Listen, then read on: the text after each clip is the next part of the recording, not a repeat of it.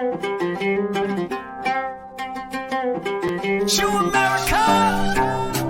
welcome to the Tong, where our loyalty lies only with warrior, and they will scrap only if I give them the order. And you feeling itchy, you got something to say? Just know we hop this way.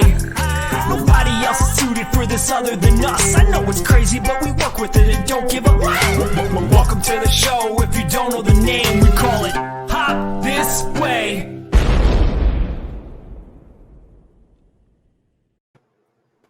Welcome back to all our favorite itchy onions out there.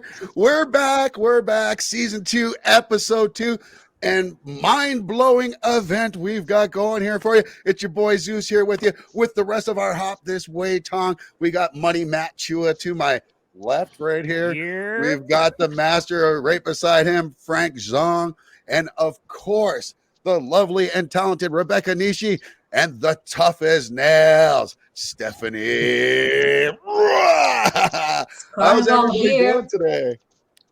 Oh, it's going to be great. Oh, it's going to be great. So psyched. Geeking already.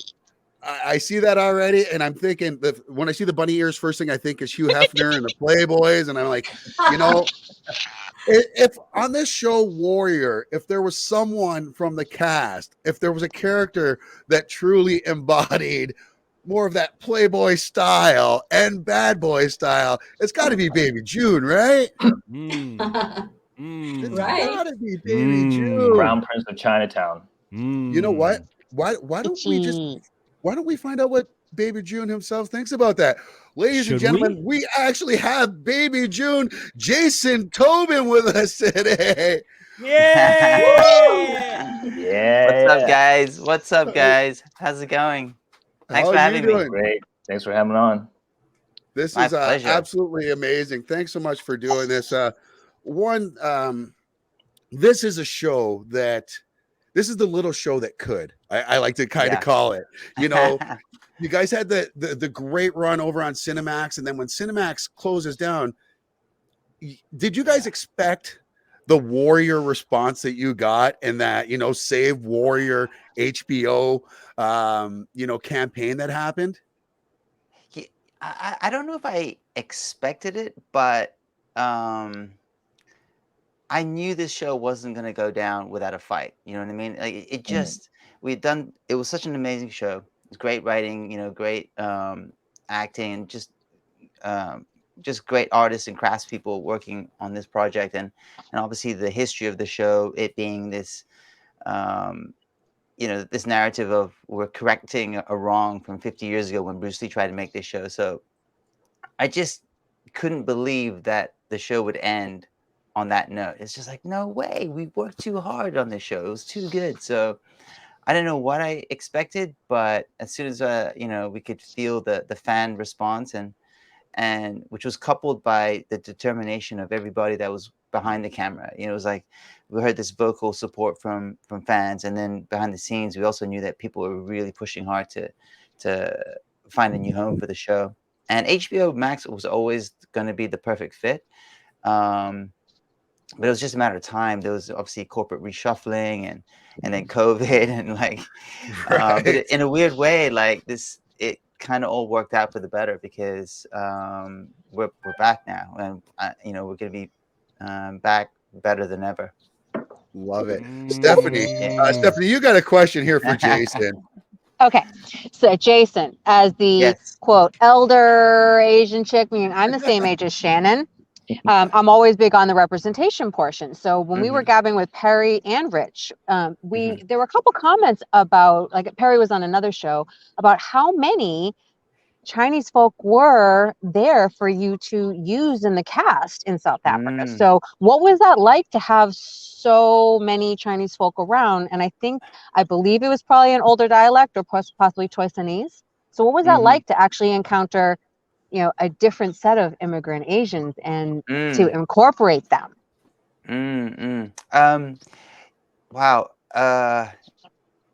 It's interesting because in Cape Town, obviously there are Asian people in South Africa and Chinese people in South Africa, but when you film a TV show or a movie in LA or Australia or Canada or in England, like getting Asian actors is not that difficult, and especially with extras and stuff. But in Cape Town, they couldn't find enough Asian background artists, so they actually flew background artists in from Johannesburg. So I don't know how often people fly in extras, but we were flying in extras from Johannesburg, and also because there weren't a lot of people, Asian people that were in the film business there. Most of our Asian backgrounds were background actors were people that had other jobs, other lives, doctors and real estate agents and whatever what have you, right? And so it was really truly interesting, like um, speaking to them, because for them it was like they had the opportunity to be in front of the camera and to work with us, and it was it was very fascinating and interesting for them. So it was weird because sometimes we'd be in the parking lot and there were like all these Mercedes parked there. I'm like, what's going on here? And I'm like, wait, why are you working for peanuts with us when like clearly you have a much better lifestyle? And because as most people might know, that being an extra is it's kind of like grunt work sometimes. You get treated, you don't get treated Oh my well, God, yeah. and I started off as an extra, so so I know that world very well. I definitely started this business from the ground up. I got no I had no what was it no leg up in that regard, and that's why to this day I'm always very very encouraging, and I actually talk to the extras. I know there's some actors that like maintain some sort of like distance sometimes, but I'm very open with the extras, and because I always tell them like, look, I was there, that's where I started.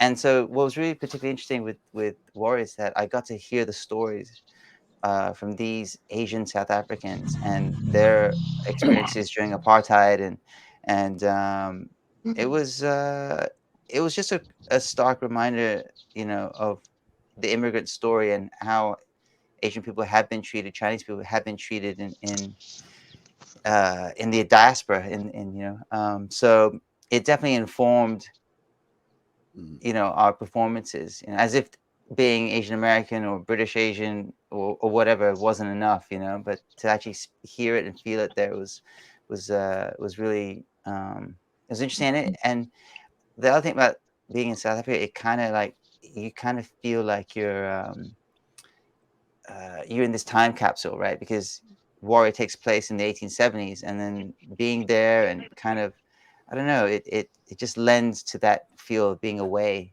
and in another time, another place. Mm-hmm. Oh, thank you. Awesome. Oh, Matt, Pleasure. Matt, what you got for Jason? All right. So, my question is actually about like navigating through your career. So, you know how like many actors like yourself, I'm starting as well. Zeus is getting in there too. Nice. We have these like aspiring, dreams of getting up to that level. Yes. Like you get like these, you book here and there, and then eventually, like, when you start taking it up to the next level, you have like those bumps and then those detours like happen, quite often, than more than you Yeah. would like it to. Sure. And it kind of shakes Sure. their confidence to like a point where it's like sometimes they don't even go through with it. So my question would be, were there ever moments in your career that you ever felt like unsure or self-doubt about pursuing acting? And, how did you overcome that adversity? And do you still feel like that today? And how do you manage it? Well, thank you for the question, Matt. I'm laughing as you're asking me that question because, like, have I ever experienced heartache and being kicked in the teeth and the stomach and stomped on by this business? Never, never. No. I knew it. I knew it. See, I knew this wasn't going to work. It was an I've been easy on ride top through of the this thing. entire way. I've been on top this whole time, Matt. Of course, of course. So, I feel like sometimes I'm repeating myself, and I use the same analogies, but I'll go ahead and do it. But I really feel like, uh, you know, it, my life as an actor has been, there've been so many ups and downs, and so many times for long stretches of time where I've been literally, face down on the canvas, knocked the F out, you know what I mean? And a million miles from my dreams. I moved to LA because I'm this kid from Hong Kong that dreamt about being an actor and working in Hollywood and doing movies and following like my idol Bruce Lee in that pursuit, and I've said this a lot that especially those first 6, 7, 8 years living in LA and pursuing my dream as an actor were the toughest times of my life. I mean, I was just flat broke, and I didn't know anything.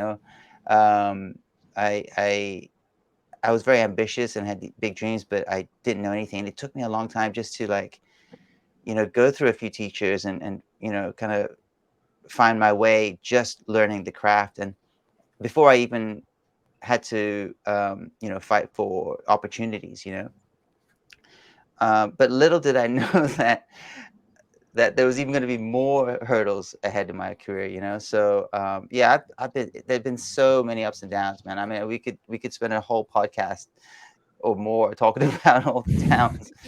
But to answer your question, dude, nothing ever changes, because like as you move up, as you progress, like you know I was thinking about reflecting on my journey, right? And I get Warrior after literally 20 years of being or more being an actor, and it's my first time being in a series regular, and it took me that much time to get there. And we're filming season 2 of Warrior, and I'm there with my wife and my 3 children, and I'm on a TV show, and I turn to my wife and I tell her, I'm like, I have achieved all my dreams. Like, this is literally the dream I've had my whole life, and finally, I'm living it, and I felt that from deep, deep within my soul, and then I had this feeling like, what shit is around the corner now? You know what I mean? Like, Oh, it's and so real. It's so and real. and I'm Very like, true. this is this is, and then the show gets canceled, and then Right. COVID hits, and then, dude, the truth is, Matt, I've basically been unemployed mostly for the last 3 years. Like, Ooh. it does. I'm an actor on a TV show who's, hi, darling, and yet, like, I was smashed by COVID, like the rest of the world. I mean, we're very lucky, we're healthy and stuff. So I mean, I don't mean to like say that we've suffered more than anyone else, but you know what I mean. Like, I'm an actor who's been basically mostly unemployed. I did one movie last year, Fistful of Vengeance. 2020, I Yes. didn't work at all, not a single day of shooting. Did one movie last year, and then now in 2022, thank God I got Warrior, but like, it never ends, man. I mean, you know, Matt, you could be on a TV show, you could be thinking that you've made it, you're living your dream, and then you could be unemployed for the next 2, 3 years. So it never changes. Nothing. It's never different. And this dirty little secret that I'm going to tell you is that every actor in Hollywood is terrified of not working again, Yeah. and like slipping down the rung of the ladder that they're Mm. progressing on. So I'm going to say the very cliche thing, which is enjoy the ride, enjoy the journey, enjoy uh, um, the uncertainty, and learn to live in that discomfort, or find some kind of solace in it. It's kind of like, I guess, like kind of working out, or self-flagellation. You got to kind of like it somewhat. Was that Woo. Give this man a self-adulation round or of applause. Give this self-gratulation? man a round of applause. Oh my God. Oh my Yeah. God. One last thing for actors out there, and probably in anything you guys do, remember that get your enjoyment and your joy and from the acting and the work itself. Because if you think of it as like, I'm only going to be happy when I'm this actor or this successful or on this show or whatever, then you're setting yourself up for a lot of pain and agony. Enjoy the work, because that's where it's at. Here's the question of the night: how can such a wonderful actor be unemployed? I don't So know. we I all keep asking deep myself dive. the same question. We all Sorry, deep what's that? dove on your career, and Jason. Oh, I mean, awesome. dude, like there's you have got some depth to you, but I also want to know who hurt you, Jason. I watched the serial killer movie or Okay. Chink, as it was Yes. called. I don't. Yes. To me, that feels like when a white person says the N word. I feel like I should never say that. Yeah. But you go to some serious depths in that movie, and I wonder, the correlations there between that and Baby June. I don't want to steal someone else's question, so I'm going to let Frank actually jump on here. Hey. My daughter's watching me. Or the elders. So there you go, right there, the beautiful family. Oh, that's beautiful. Thank you. Sorry, what was your question? I got distracted. Sorry, go ahead, Frank. You take this one, buddy. Okay, yeah. Because Jason, I first saw you. I think a lot of us, at least from my generation, saw you first in Parallel Tomorrow, right? Oh, right, yeah. And that actually, it's, I kind of hate to admit, but it's like for the first couple episodes of the show, it was like that view that I had of you as Virgil, that kind of influenced how I was seeing Young June, right? But after a while, of course, like you see the series progress and you see Young June progress beyond anything that Virgil showed us in that movie. Yeah, it's like how much of playing him helped kind of inform how maybe you wanted to go into Young June's character and like how far you wanted to take it, because like he went like after season one, So yeah. Well, really the first half of season one. Thanks for that question, Frank. It's interesting because like when I got the call for Warrior, the audition, I hadn't played Virgil or that kind of character in obviously a long time. It's like 20 years since 20 years since Tomorrow, right? And I think by that point it was already like 15 or plus years since I'd played Virgil, and I had actually I often think that like the right role and your life, they coincide at the right time for whatever reason. And I hadn't played a type of person with that kind of energy in a long time.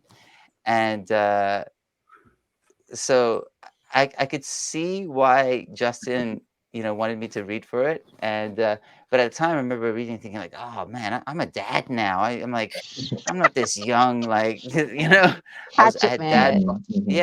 had dad bod, and I was like, just it's a new stage of my life, Not anymore, and man.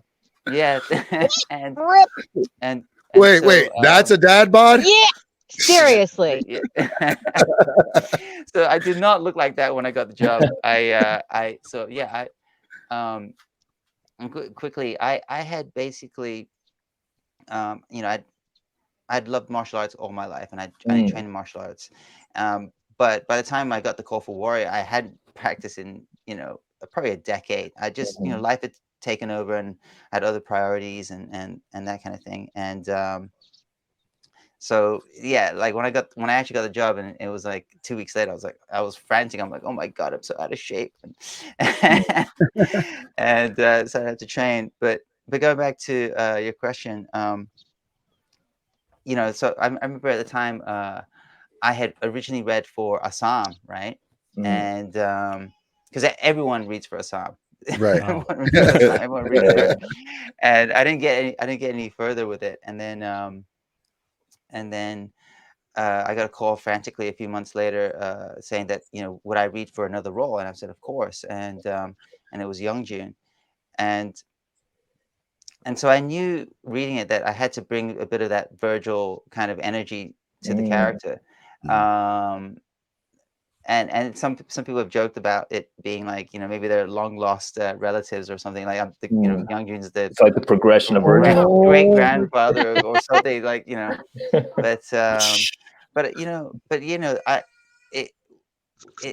Warrior gave me permission to fall in love with martial arts again and to train and to prioritize it, and it gave me permission to walk and talk and feel like this person that, you know what I mean.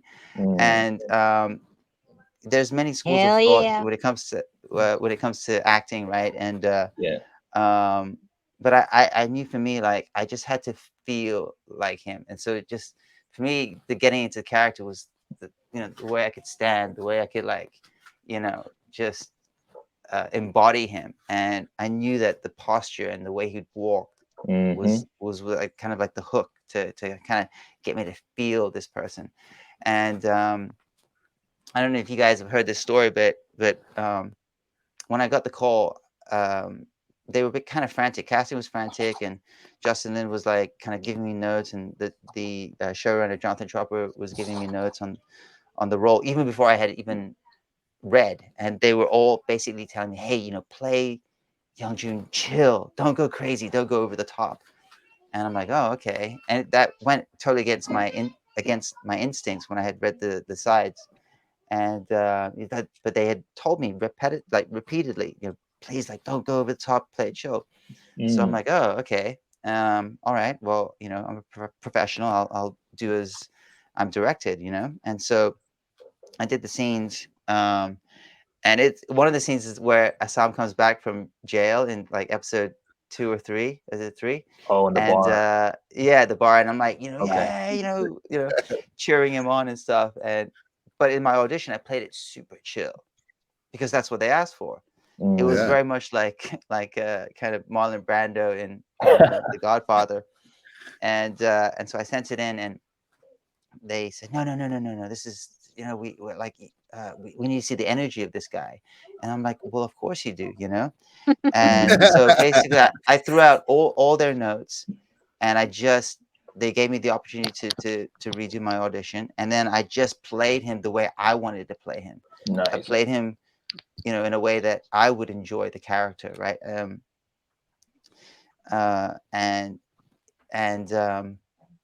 then I did 1 more 2 takes, threw in a little improv, and then within a couple hours we were already talking about contracts and stuff like that. So, what I took from that was that a lot of the actors that had come in had played him really crazy, right?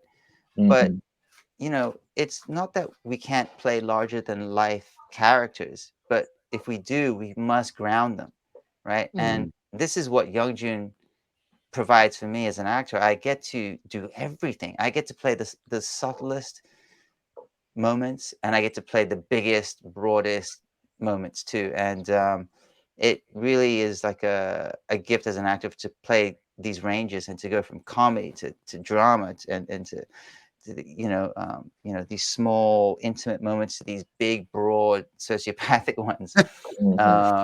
So emotional and but yeah, it was nice to bring back some of that energy from Virgil. So The show would I love not it. be the same without your comedic, addition to it. So no Yeah, way, no way. Thank you, Stephanie. there's definitely a lot of comedic properties to the young June character, which I think makes him a favorite to so many, as well as myself. Now, you talked about you keeping it grounded. How much does having someone like Perry Young help keep your character grounded? And Oh what's my he like? God.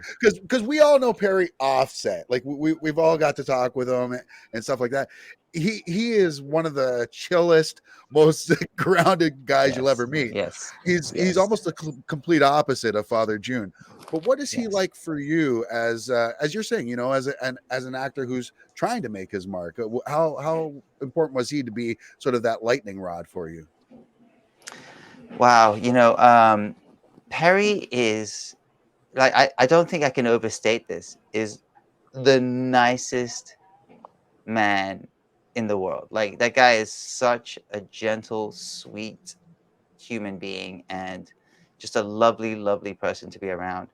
And and it was so his energy, like, right, it's funny because like who he plays and who he is in real life, he's not that at all, you know. That's why I call him Daddy June. Daddy June, and so yeah, no, he's such good people, and I'm looking forward to working with so many people again on season 3, but he's definitely one of them, and he's such a sweetheart. So I mean, as you know, he makes flutes, right? He's a flute maker, Right, and right. so we would spend a lot. So he made a lot of us flutes, and he made me one, and I rebonded with my flute, and we spent a lot of time chilling, hanging out, playing flute, not smoking anything, playing flute, eating Don't good believe you food, for a second. not smoking anything, and just making music and good times. And don't read anything into that, guys. Don't read anything into that, guys. The fact that you had to say So it twice. The fact that you had to say it twice. Love it. I love oh it. man, I can't wait. Yeah.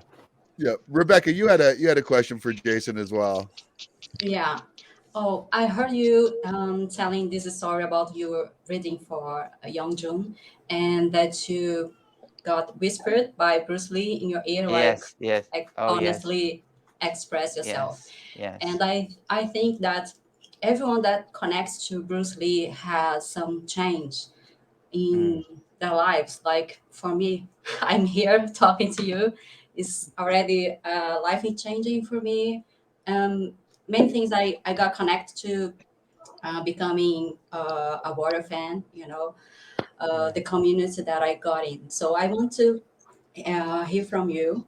What have changed in your life? I know you changed your health habits, but also um, you have been unemployed before, and now after water, after this connection with Bruce Lee, do you think anything changed for you, the way you behaved and you deal with this?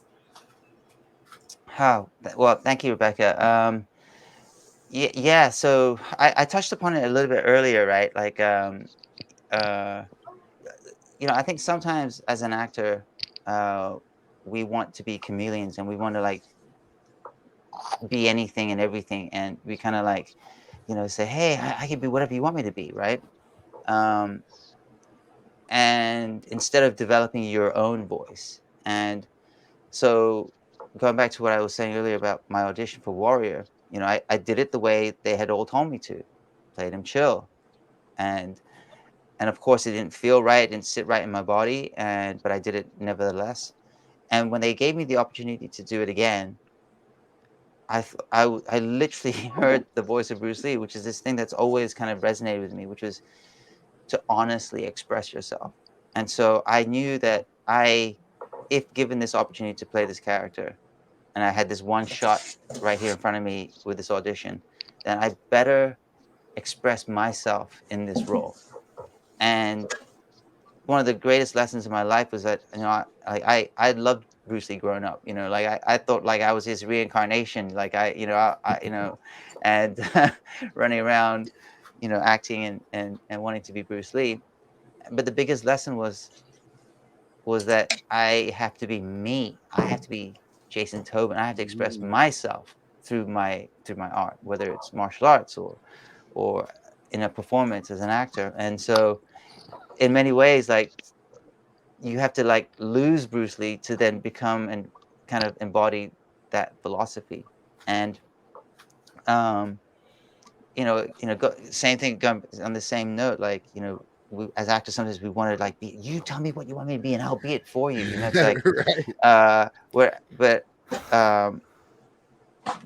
I learned this lesson early on in my career, which was, I've been in LA like 6-7 years. It wasn't working much, but I was like slowly like chipping away, learning about the craft and getting small little opportunities here and there. And I remember one day thinking like, I bet you if I bleached my hair, I just had this gut feeling. I said, if I bleach my hair, I'll book a job. And then I went down to Westwood, where UCLA is, and bleached my hair, and then sure enough, that week I booked like a commercial, and I booked a movie, right? And had anything changed? Nothing had changed. Like it was my look that changed, and I think it's important that you express yourself. You do you, you know, and it seems so obvious now, but yeah, it's so in that regard, like, to answer your question again, Rebecca, like, I feel like honestly expressing yourself is a lesson that you should never, that you should always keep learning, because that truly is, your job as an artist, right? Is to express yourself in the work that you're doing, and yeah, and then Young Jun gives me that opportunity. Like, I am so incredibly lucky, So yeah, I hope I I love it. answered your question. Yeah. Jason, what I'm totally hearing is I need to dye my hair blonde. Wanna, That's it, Yes. right? there you Or maybe done. my You beard. need Maybe the that. beard. You Maybe done the beard. I exactly. thought going Bear the the route beard. with changing the name to Zeus was gonna be it, but maybe I got to Gonna get the be blonde, Thor. the No, blonde you need Gonna be highlight. Super Saiyan Zeus. Let's Super go, damn it. Saiyan. Yeah, Let's yeah, yeah. go. It could happen. It could happen. I will be in the next live action of Dragon Ball Z. No, please. Oh, that'd be awesome. No, it wouldn't. No, it wouldn't, Jason. The last thing you need is someone that looks like Uncle Phil in Dragon Ball Z. Oh Uncle man. Phil. Oh my Oh goodness. man. No, this is great. We got some comments here as well. Yeah. Derek Chin from the Warrior Facebook group. We see you, Yeah. Warrior Facebook group. Lots of love out to them as well on Yep. Facebook. They Nice. did a great job at helping get this Mhm. get the show saved, like really. Yeah. But Yeah. Derek says Warrior Facebook group fans often claim Grass Valley Cowboys episode in season 1 as being a favorite. Which episodes are Jason's? And I think this is a great question. Ooh. Wow. Okay. First of all, I mean, I have so many episodes that I'm. Right. I mean, so there's so many. Oh, man. All That of one, them. obviously, yeah. I mean, literally all of them are my favorite. But that one that the grass back, it was called um, something about the shit. The The blood and the shit. shit. It's called The it's blood called and the blood and the shit. shit. Yeah. So that is obviously one of my favorites for obvious reasons. And Right.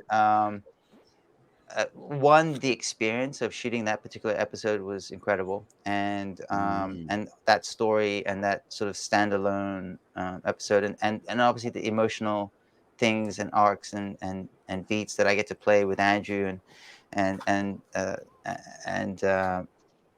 with Wankea. And I remember I've watched that episode several times, and I'm always incredulous when I watch it. I'm like, damn, I cannot believe I'm in this episode. Like, it's such a great episode, and it's not even. It sounds bad because it sounds like I'm tooting my own horn or something, or patting myself on the back. But I just feel like, man, like this is the kind of shit I dreamed about making. This kind of stuff, Yeah. And I watch it, and I'm always incredulous that I'm in it.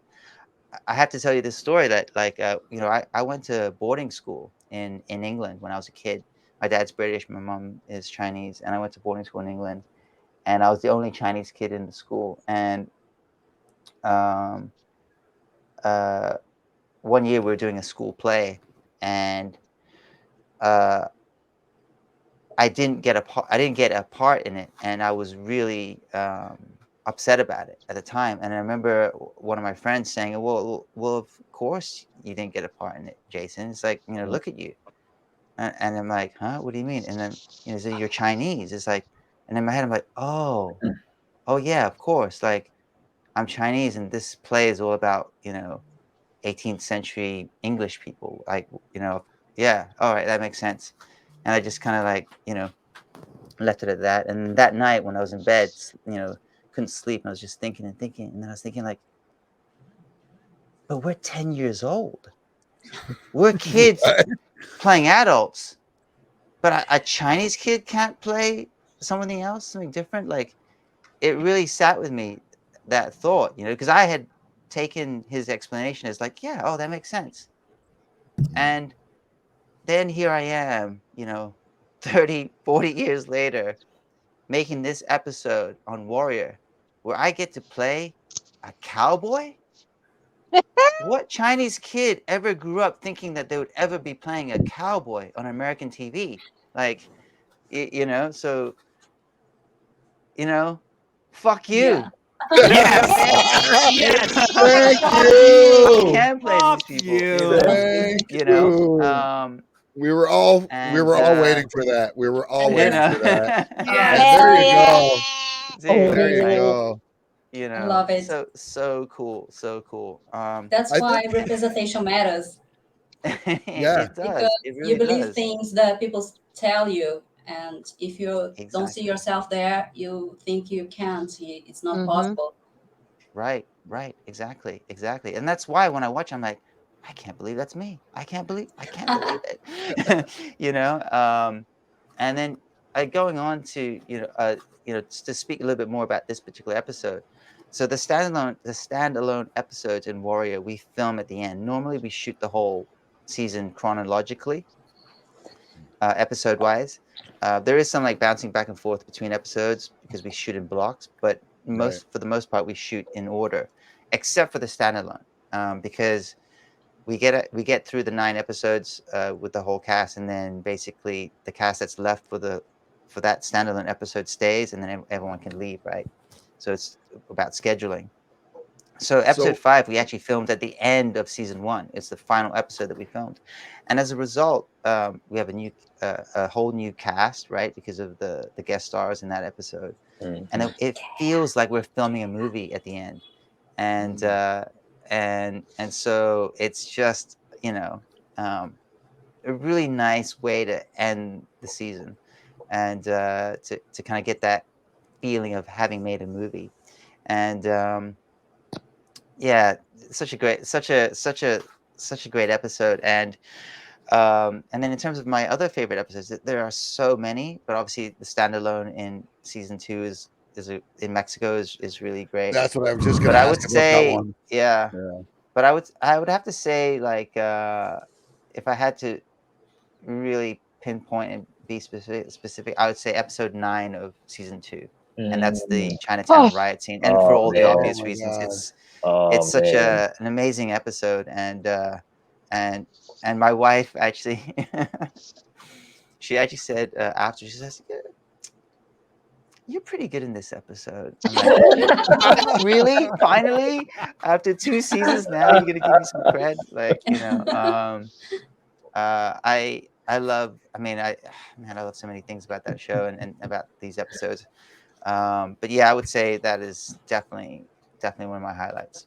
Yeah, season Oh, 2, Avengers. which we're discussing right now. We're on season 2 of Yeah. our episode, and we see some right there, and there's some new characters there. We don't want to spoil because we're just going to be recapping episode 2 today of season 2. Yeah. But Okay. my God, is there something to do with the 5th episode? Is that always the standalone episode in each season?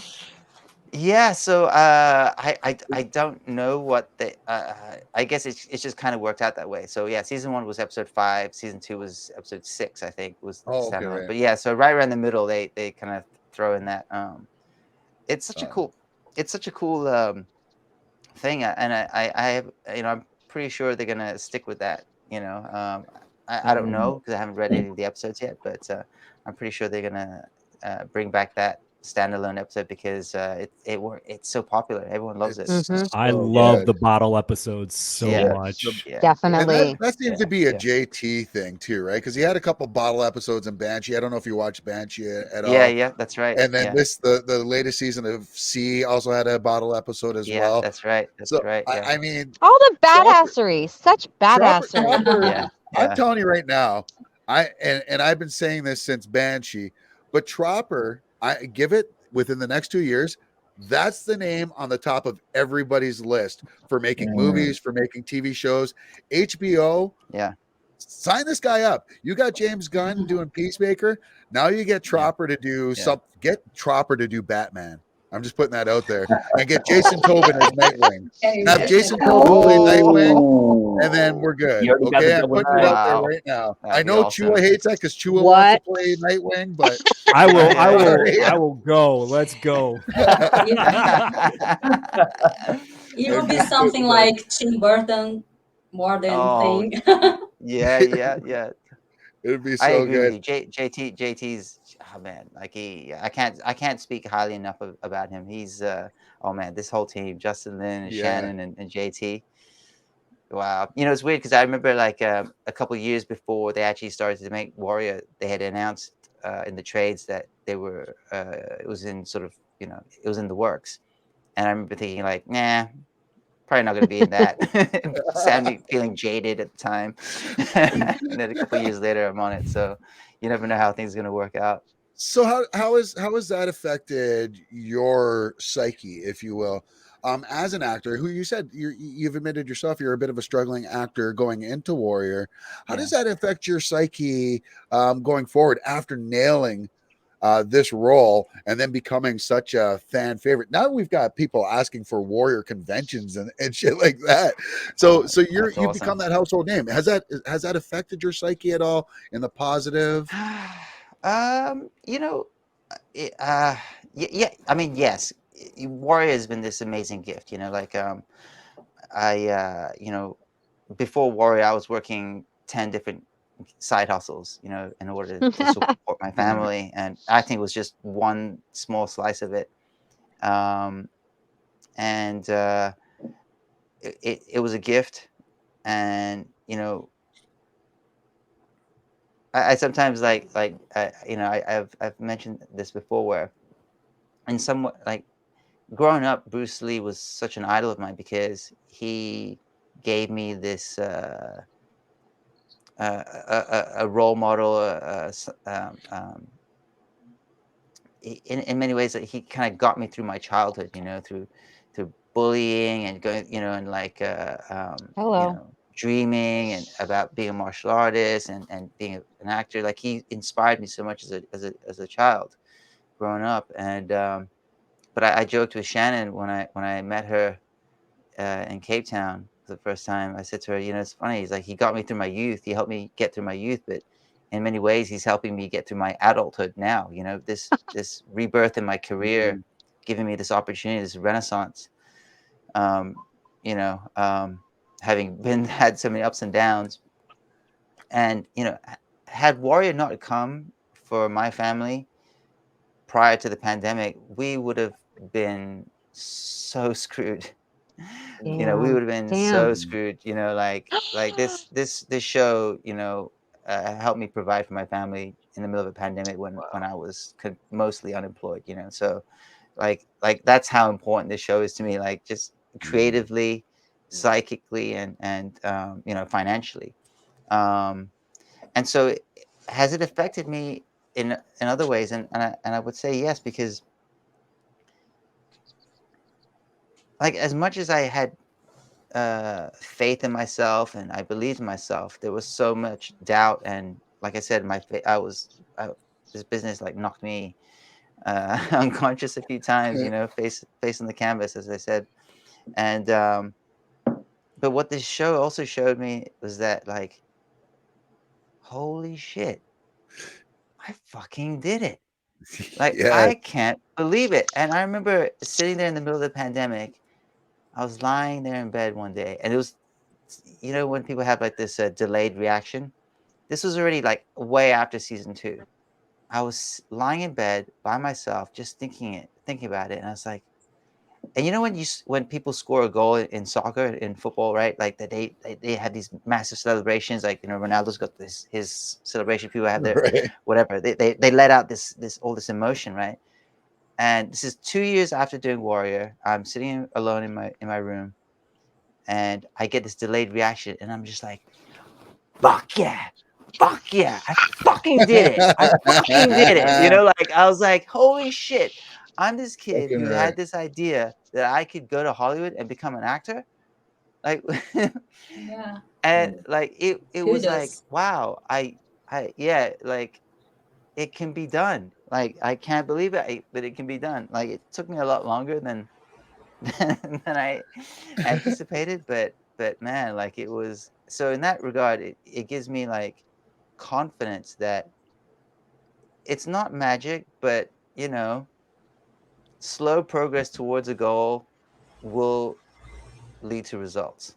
Will it lead to the results that you want exactly? I had no idea I was going to end up on a show called Warrior or play this particular role, but I knew where I wanted to go. I wanted to be a performer. I wanted to act.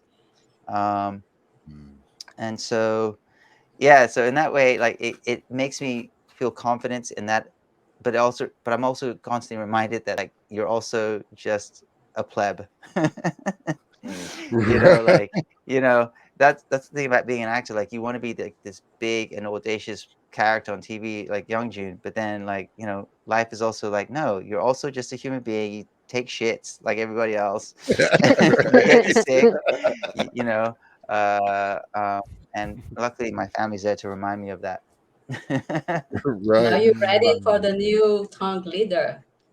Wise. Right. Maybe Yeah, it's yes, his time. exactly. Wisdom, exactly, exactly, We're gonna have to exactly. get you. We're gonna try to have to get you back on here when we recap the Sure. season finale of season 2, because Awesome. I want to know what's going through Young June's head as he Okay. turns around and sees that big mural. Ah, yes, And for yes, those that yes, haven't watched yes, it yet, you better get watching yes. because we're going to be doing a Yeah, lot of spoilers this season. Um, yeah. now we are supposed to review season 2, episode 2 as well Mm, right now. But there are a few other. We're getting a lot of questions in here and a lot of comments. awesome. Jason, I hope you're okay right now with a I'm lot of totally these. okay with it. Yeah. Awesome, brother. Awesome. All right, so we've got one here from Miss Chin. I'm not going to butcher your last name, but just wanted to Yours. share my husband. Yeah, I just wanted to share my husband James Chin and I started watching Warrior at the infamous episode 9, season 1 on Bruce Lee's birthday, which Oh, was Chinese boxing. We mm, instantly had to watch the whole season from start to end. Seriously, Warrior mirrors the pain and the celebrations Asians have gone through and continue to go through. Not so much a question, but just a declaration. And how yeah, often, Jason, are you hearing things like that, especially with the rise in Asian violence that we seen after the yeah. onset of COVID, Hmm. the horrible things we saw in New York, Vancouver, Yeah, San Francisco. yeah. Um, how important is it to you to see messages like that from fans? And two, how important is it for you that Warrior keeps spreading this message of love and almost unity? And I know it's weird for Mm-mm, people to say that when yeah, you watch the show and you see the Irish versus the Chinese, but when you see, you've got Penny and you've got all these other outliers out there, hmm, Davenport, that are yeah, making that yeah. connection. Is it doing enough of a story for you? Is it doing enough to spread the message for you? You know, man, uh, wow. Yeah, it's a tough one. It's so hard. It's so hard to like, this. You know, one of the reasons why I became an actor was because as a kid, I always felt frustrated in my inability to express myself. But when I would do plays and we would act and pretend, then I felt free. Then I felt like I was able to express myself, you know? Right. And so um, that's all to say that Warrior gives me this opportunity to express myself in regard to all these things that are happening, like Mm, through my art, I'm able to like express myself about about this violence and this hate and racism. And this story is set in the 1870s, yet like this pandemic has just shown that really nothing much has changed. The rhetoric is the right. same. And in episode 5, season 1, I'm sitting in the coach, and they're saying, Chinese stink and they spread diseases. I mean, like, Hmm. they're saying that now in Mm, 2020, Yep. 21, 22, Yep. right? So Yep. not much has changed. And Mm. um uh and so yes, I am um happy is not the right word, but I'm as an actor, I've always wanted to be an actor, but more importantly, I've always wanted to be part of something important. Right. And in that regard, that's what the show also gives me. As an Asian American, from doing Better Luck Tomorrow and other films like that, like I always felt like I was on the forefront of fighting for our community and for representation, and so that made me feel like I was part of something important. And now, particularly with Warrior, again, we are doing. So many people have reached out to me and have told me this exact same thing. And yeah, I mean, yeah. I mean, I don't know what more to say. It's a very powerful thing, and I'm just glad that I am somehow part of this important conversation and that we're doing important work. And yeah. I mean, it leads right up to the Chinese Exclusionary Act. Okay. Yeah.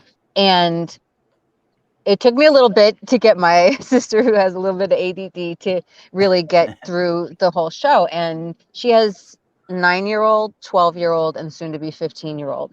And she can't wait until they're old enough to watch it, because this is our history. Yeah. This is our history.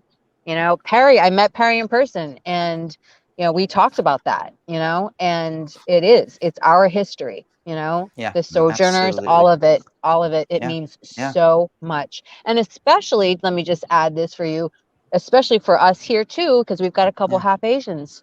So that representation of us biracial Asians, I am the loudmouth, Jason. So to see this, and yet I still keep wondering how I'm the host of this show. You're honorary, you're in with the crew. Warrior based on I don't, but thank you. It means a lot. It really means a lot. Yeah, but absolutely. That does bring me to. Sorry, go ahead, Jason. Oh, just the last thing that, like, this question of what is and isn't American, and this idea of illegal aliens or whatever. It's like, what story is more American than that of the immigrant? Yep. Right. Like, that's my story. And I was a kid from Hong Kong, went to LA to become an actor. I didn't have a visa. I was an illegal immigrant for years. Right. Years. Because who's going to give a visa to a kid who wants to become an actor? And no, like that's not how it works, Yep. I didn't get a visa to actually work legitimately as an actor for a good long time, and some Did people you were get criticizing part-time jobs? lots of part-time jobs, under the table jobs, and Matt so and I are like, we get it. Oh, do I ever get it? Oh my God, yeah. We get it. Yeah. Now, I do want to say we got that comment here, and I'll put it up again from Paul Cameron. I started watching during the pandemic, and I felt like I was watching in 2019.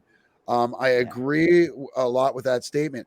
But this is another thing that I love about Warrior is, as an African American or biracial African American Canadian, there is a lot of Black people that love this show as well, that seem to identify that. Have you found that as well? And what is that like, seeing a show that is so strongly, infused with, Asian representation and getting the word about Asian strength, and seeing so many other different minorities back this show and love it? Yeah. Yes. Well, that's a great question, because like, Bruce Lee had the same effect, right? Like, Bruce Lee was this Chinese dude from Hong Kong, and yet, like, who loves kung fu movies more than, like, Black people? You know what I mean? Right. Like, you know what I'm saying? Like, and Bruce Lee, like, so The hip hop the guys. woo. Yeah, The woo. exactly. So he, exactly, right? Wu-Tang, and then like and I think it's because Bruce Lee, in his movies, he always played the underdog, and the oppressed, and and so here we are again, and I think that resonates with a lot of people from many different cultures, because, and and so I could always see that and feel that with Bruce and his movies and his influence on people, and so to like kind of like ride that with Warrior too is like it's truly amazing because like I really look at myself as an international person. You know, I'm a citizen of this world, and to meet people of like so many different cultures, and it's not just Black people. It's like people from all parts of the world that you'd Right. never even think of. You know, like I get messages from people from Afghanistan, like and like literally all over the world, and all different ethnic backgrounds and ages, and men and women, young and old. It's humbling, and it reminds you that like that sometimes you think that's it's you and your group might understand something, but actually like human stories, we all like, understand them. Deep down, Right. they're all the same stories. They're just made up a Fair. little differently. Yeah, and Bruce Lee not only played the oppressed, but the message is fight the oppressor. Fight. Yeah. Yes. Fight. Always Fight. Fight. And as we see there, like There Yeah. we go. Yes. one of his best students right there, Kareem There we Abdul-Jabbar as go. well. Amazing. So, I So mean, cool. So cool. it's such a crossover artist, Mhm. such a true humanitarian who was about. Yes. Let's face it, one of the greatest Yeah. fighters on the planet, who was all about peace, which just Yeah, tells you exactly. everything. Like I try to tell Yes. my kids, like the one message I always try to tell my kid: little dogs bark. Yeah. Bruce Lee was not a little dog, and he never Yeah. barked, but you Yeah. knew he had that Yeah. bite, right? And he was Yes. all about the peace. So, um, Yes. yeah, Yes. I Totally. absolutely love that. I'm going to call a bit of an audible here. We normally do the recap of season 2, episode Okay. 2. We can maybe do that on another time. I feel like we're Yes. maximizing a lot of your time, and we still got a lot we need to get to here. Okay. So I hope that's okay with the rest of the crew here Yeah, as totally. well. Yeah. Perfect. Works. We got a question here from the fans. I want to get out here. This one's huge. Don't mean to monopolize the questions, but one more. Will they bring Rich Ting back in some capacity? Are we going to get Bolo's twin? Will we get Bolo's twin come back? So The yellow so- demon. The yellow demon. Yellow demon. So to answer the question succinctly, I don't know. I'm not privy to that Right. kind of information. However, I am probably the loudest proponent in house pushing To for bring it this back. because I've been from day one like we got to bring it back somehow. Personally, I feel like a standalone episode with Bolo would be great, Yeah. Yes. right? Yeah. Like it's like the What we perfect want. way Totally. to bring it back without like disturbing, like having some Yeah. weird twin brother or whatever. Right. But not that couldn't work, but you know what I mean. And Yeah. so I I'm I all down have for the definitely twin. been. I'm I'm down for sorry. the twin. I say I'm You down for the twin. Yeah. I say Yeah. Perry. Spoilers. Sorry, folks. 5, 4, 3, 2, 1. Yeah. When Father June leaves on walkabout at the end, I Yeah. mean, what a Yeah. perfect opportunity I to know. actually come I know. across Bolo's twin and then bring him Yeah. back to San Francisco. Yeah. I'm just saying. Yeah. I'm just saying it. Yeah. That is No, also the reason why Rich likes every single post I put up. I'm putting it out there. we all love Rich, and he's such a cool, fun guy, great guy to work with, and we all have a real soft spot for him, and I think we would all love to see him back. Whether that will happen, I have no idea. I haven't read anything of the new season coming up, so I'm super excited too. Obviously, even though I'm an actor in the show, I'm a fan too. So like when I get to read those scripts, I'm like, no way! Oh my god! I'm like it's like I'm the first audience member. You know what I mean? And so I don't know. I would love to see him back. If I had my way, he'd be back. And I've Oh, for often said this, like, Bolo and Young Jun were brothers. As Young Jun Yeah. and Assam are, Bolo was his brother. Like his spirit lives on. Young Jun has not forgotten. you know. Yeah. So Yeah. we'll see. We'll Of see where course. this storyline plays out. But yeah, we'll see. Bring Bolo back. Let's go. Come on, Rich. Yeah. Yeah, Yeah. bring Bolo back. He Absolutely. knows about Hey, the Karen. page. Yeah, I love watching that dynamic in like the first half of season 1 between your character and Bolo, because it was just like, especially that first scene when you guys were Fuck you, attacking baby the June. High Clan, and you just kept slashing Yeah. the throat. And it's like, hey, you know, so that kind of established. Yeah. Like, okay, Yeah. big tough bouncer dude, scrappy underdog was young. Yes. That's it. Yes. Scrappy underdog has to like keep himself on the leash. Yes. Love that. Yes. Totally. That's exactly the relationship. You know, as actors, right? That's our number one job, is to create those relationships as quickly as possible and make them as real as possible. And so that's why when you work with an actor like Rich and you find that chemistry, like that, the way you described it, I really like the way you described it. And even for me, one of my favorite moments is when he's telling his story and he like slams that, you know, Yeah. the thing in the The table. hatchet. I just that moment and me, that look I gave him, for some reason, like, there's so many great moments in Warrior, but I really particularly remember that one and love it, because it's like, I was like, it really encapsulates my relationship, and it's like, what the fuck are you? Oh god, this story again, you know, like. You know what I like next is that when you drank the soup, you didn't even look up. You were just like, yeah, it's a railroad spike. So when you Yeah, drank the soup exactly. and Tom asked what it was, and you said it was a railroad spike, and you weren't even looking in this direction. Like, yeah, I've heard this before. Yeah, I've heard this before. Love it. Exactly. Mike Exactly. Baker says Warrior has a lot of fun slang. What was Jason's favorite slang word from the show? I know what Mike's favorite slang word wasn't from the show. I know. Let's get sticky, right? No, that was Derek Chin. Oh, Mike's yeah, actually was, I'm always partial to Oh, fucking okay. ducks. Yeah. Slicing a duck. Where did Yeah. all this slang come from? And what is your favorite? So it all came from JT. Like he, you know, like he wanted us to have this lingo that when we're speaking Chinese but in English for the audience, that we had our own, you know, language. And yeah, he came up with it, and a lot of it just makes sense. Molasses, sticky, Itchy. you know, Itchy onion. Sticky's so good. itchy onions. Sticky. Like, it kind of like goes. You don't know why, but you're like, that kind of makes sense. You know, Like it crossing the feels salt. right. Was that a Crossing real the salt. saying?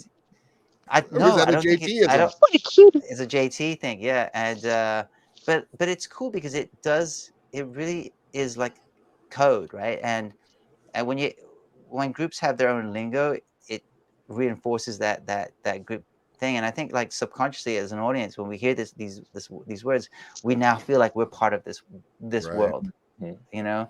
And yeah, so I guess, you know, I have so many favorite ones, but let me think. I tell you what, I get quoted the sticky line a lot. Like, Yeah. people say that to me quite a bit. And even when I was in Cape Town last time, someone, like, you know, shouted it out of a car window as they drove past. So that it definitely resonates. But is there one particular one? Let's get some sticky. Yeah. Sticky with it. Oh, yeah, exactly, Let's Matt. get sticky with Exactly. it. That's exactly. It's the Na new na Will na Smith na na song. na na. No. Yeah, the new Will Just John. I'm telling you. I feel sorry that you all had to watch me kind of dance there.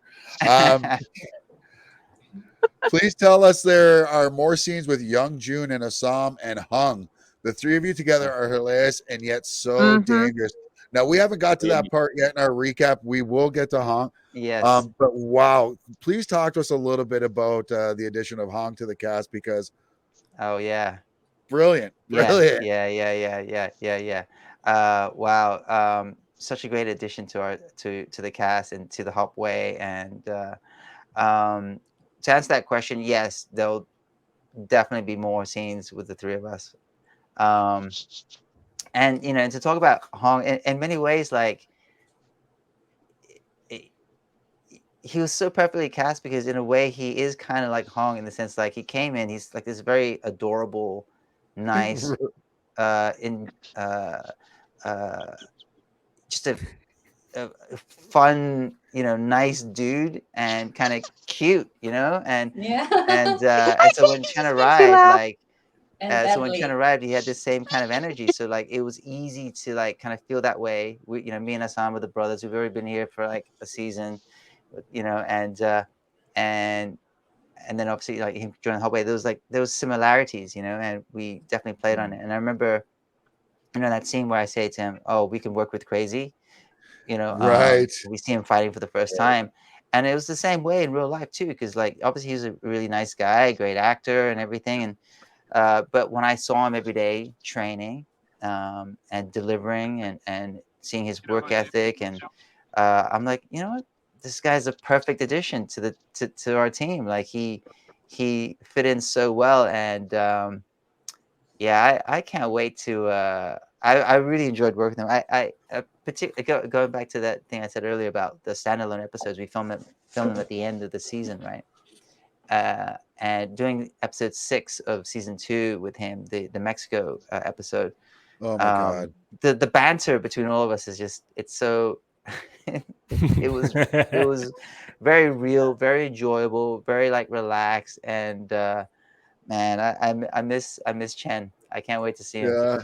And Chen's great. And then you get on a guy like Michael Bisping in that episode as well. Yeah, I mean, for UFC fans like myself, yeah. wow. Like, are you a fight fan Oh, dude, originally? And did I fanboyed for that real. was gonna be my Like question. when I forget, someone told, because I knew that that story was coming up, and every once in a while then you'd get news of like, oh, so and so has been cast for this role, and whatever. And then when I heard Bisping's name, I was like, Mike Bisping's gonna be here. Like, I'm a huge fan, obviously, because of the UFC, and obviously, being British as well. Like, there's definitely that part of that storyline that resonates, and so yeah, just super cool to have Mike Bisping on it. And I remember, because Andrew's a fan too, and I remember one day, Andrew says to me, he goes, yeah. I'm kind of intimidated by Mike Bisping. I'm like, yeah, I know, man. Because like when Mike Bisping's standing there, like getting ready for the fight, like warming up, like Damn. man, I've seen this so many times in Right. on TV in the UFC, and like now he's really doing it. But like he was a real gentleman, and really cool person to talk to in between takes. And one of the funny stories I tell about Mike is that, normally as actors, we're very careful about our costumes, right? We don't want Right. to mess them up and, cause more work for our makeup, sweating, and you know what I mean? Like, you try and take care of your costume as much as possible. But Mike Bisping, Did not care. he's like, between takes, he's doing push-ups, he's doing this, and he's just sweating. His like whole costume is like sopping wet with like sweat, and and and it's not a criticism, it's just kind of, it was funny. I'm like, oh, you know what, yeah, why, as an Yeah. actor, yeah, why not just work out in your costume. That's And amazing. speaking of martial arts, I love that you're really into Brazilian Jiu-Jitsu. yes And yes I wanted to know, did you ever think of competing? Because here in Brazil, we have championships for uh, all yes belts yeah and ages, and yes non-professional. yes. So thank you for that question. So I've been a lifelong martial artist, and at Warrior was the first time that I was able to like use any of my martial arts ability on screen, because it was never something that I pursued. I never kind of pursued being a martial arts actor. So it was really awesome to be able to finally bring my passions together in Warrior.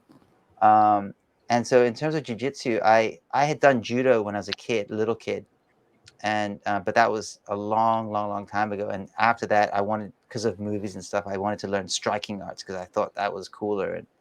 And so I got into like Muay Thai and Taekwondo and boxing and that kind of stuff. And then a couple of years ago, when I got Warrior, I started to uh, uh, you know just being exposed to so many great martial artists on set. I decided that I wanted to take something a bit more seriously, and I wanted to learn jiu-jitsu, Brazilian jiu-jitsu. And so it's been a kind of a slow journey because when I'm shooting warrior, I can't really spar too hard because I can't show up to work with a black eye. I can get a black eye on the show, but I can't bring one from outside, you know what I mean? Or a broken arm or something, you know what I mean? And so during shoots, I would, maybe I would take some privates and stuff and have some very gentle sparring. And then when I was done, I would, when we'd wrap, then I would, go and join a regular jiu-jitsu class and get to spar properly. And and the other thing was the pandemic kind of slowed everything down. So my jiu-jitsu journey has been like really kind of like stop and start, one step forward and two steps back. Yeah.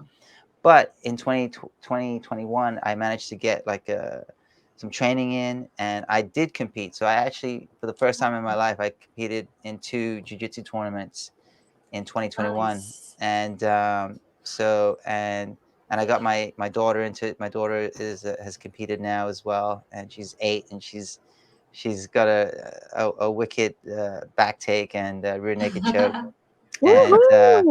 And so that's my goal, is to keep continuing to compete in jiu-jitsu. And like you said, Rebecca, like the one thing that's really cool about it is like all the different age categories and the belt system, and so there's a lot of competition to be had. So yeah, I'm looking forward to continuing my because it really hits that competitive urge that I have, so I'm excited to compete again. But unfortunately, we're going through this COVID wave here right now, and everything's shut down. So again, like like I said, one step forward, two steps back. So I haven't been able to train for the last couple of weeks. Like, Nice. But it's so very I'm brave. dreaming. Come It's to very Canada. brave because We're I opening get things really up. nervous.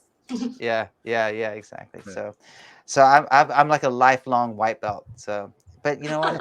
I'm in It's blue okay. belt It's okay. for 5 years Yeah, because of exactly. COVID. Yeah, exactly. That means she Exactly. would choke So, us all out, by the way. If yeah, anyone's wondering. Yeah. And if you need anybody on set to teach you guys, how do you call it, Frank? Bill Twalk? Lintawak, yeah. Yeah.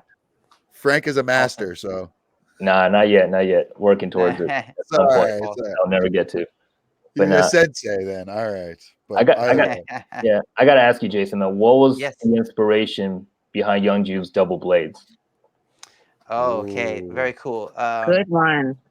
So when I auditioned for the show, I'm going to backtrack a little bit. So when I auditioned for the show, there was nothing in that first script that I got that suggested what his weapons of choice were, right? There was a description that they're hatchet men and stuff, so I assumed the hatchets. But nowhere in the script was there anything about Young Jun having 2 knives, and so I got the part, and then within like 2 weeks of getting the part, I was on an airplane to South Africa. And when I get there, one of the first things you do is, hair, makeup, meeting everybody, script read-throughs, and we pieced the character together. My hair was like kind of like a big mop, and 'cause I like to grow my hair out normally before a show. That way they have more to work with when we're kind of designing the character. And so when I get there, we, the team said to, hey, Jason, we were thinking like of giving like this pompadour hairstyle to Assam, but then when we told the producers, they're like, oh, you know what, that's more of a Young June thing, and would you be interested in that? I'm like, yeah, sure. They cut my hair into this pompadour, which I loved, and I thought, this is perfect. Then I went to wardrobe, and they're like, yeah, these are the kind of suits that we're thinking for the Hop Way, and I'm like, awesome, like I'm gonna get to look freaking cool as well in these suits, my hair, and like, so slowly you could see this character building. And then I went to the stunt tent, and I met Brett and the whole team. And then Brett says to me, he goes, hey, we're thinking that maybe Young Jun has 2 knives as his weapons. And I'm thinking like, what? Like every step of the way, the hair, the suit, the knives, like this Yeah, character's his just getting haircut. cooler and cooler, you know? And then of course now it is in the script. Now it's Youngjun pulls Yeah. out his knives, Youngjun's the double dagger, and it's just become in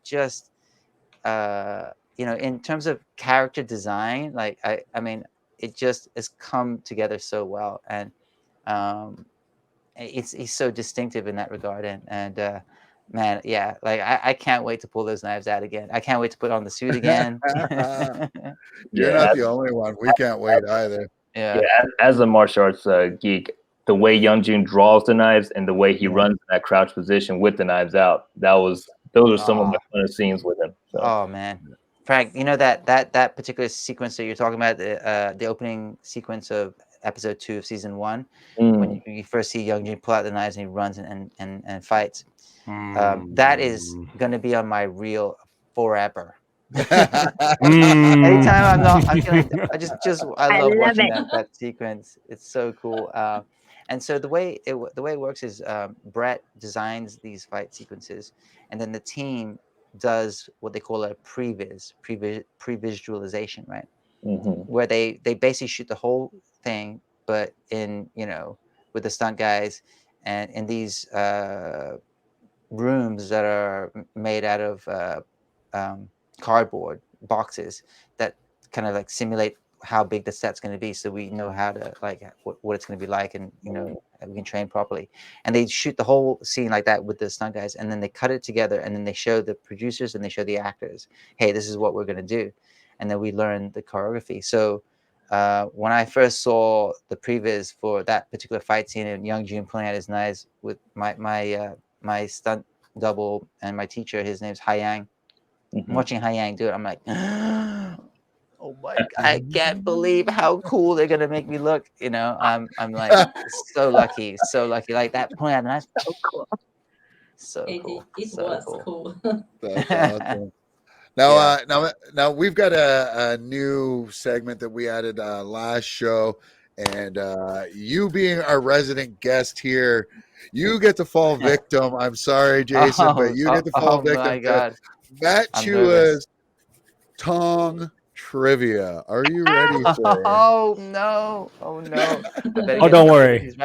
Don't worry. I'll be gentle. Okay, so pretty much. So pretty much this is how it is. I will ask you a series of random ass questions. There is no right or wrong to any of these questions. It's just get to know you. As we get to know you, we finally get to the end, and then we say, you know what? You will then be part of our Tong. I know you're already leading one, but you get to be part of another one that steals your Tong's name. So it just awesome. Awesome. So, Jason, are you ready? Yes, let's do it. All right. Okay, here we go. Question number 1. Your favorite childhood memory? Wow, favorite childhood memory. Huh. It's been a while since I thought about it. I think one of the first things that jumps to mind for me is drama, playing. Like I remember distinctly, when I first went to boarding school, I'm this Asian kid from Hong Kong, living in Asia my whole life, and then all of a sudden I get sent to England. It's freaking freezing. I'm homesick, and crying myself to sleep every night, thousands of miles away from my family. And I think the first week I was in boarding school, we had a drama class, and that drama class changed everything. It literally was the seed that has led me to this point right now, which is falling in love with drama, falling in love with expressing myself through acting. And so I would say that was probably one of my favorite memories. All right. Question number 2. Yes. Your superpower of choice, what would it be, and would you be a hero or villain with it? Ooh. Get real here. What if I could have a superpower?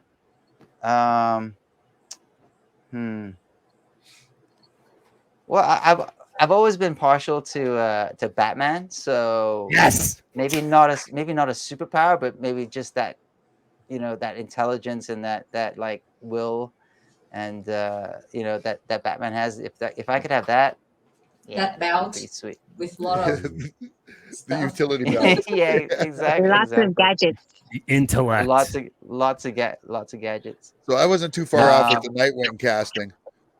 Oh, dude, I'll still go amazing. toe to toe with you with that. Yeah. I don't care. I'm not letting that one go. Okay. I'm never letting that one go. Chua, we'll give Listen, you I'll Red just Hood. be an extra anywhere. Just give me some weapons to hold so I can feel badass, okay? We've already Yeah. talked about this, Stephanie. You do not get weapons ever. Zero.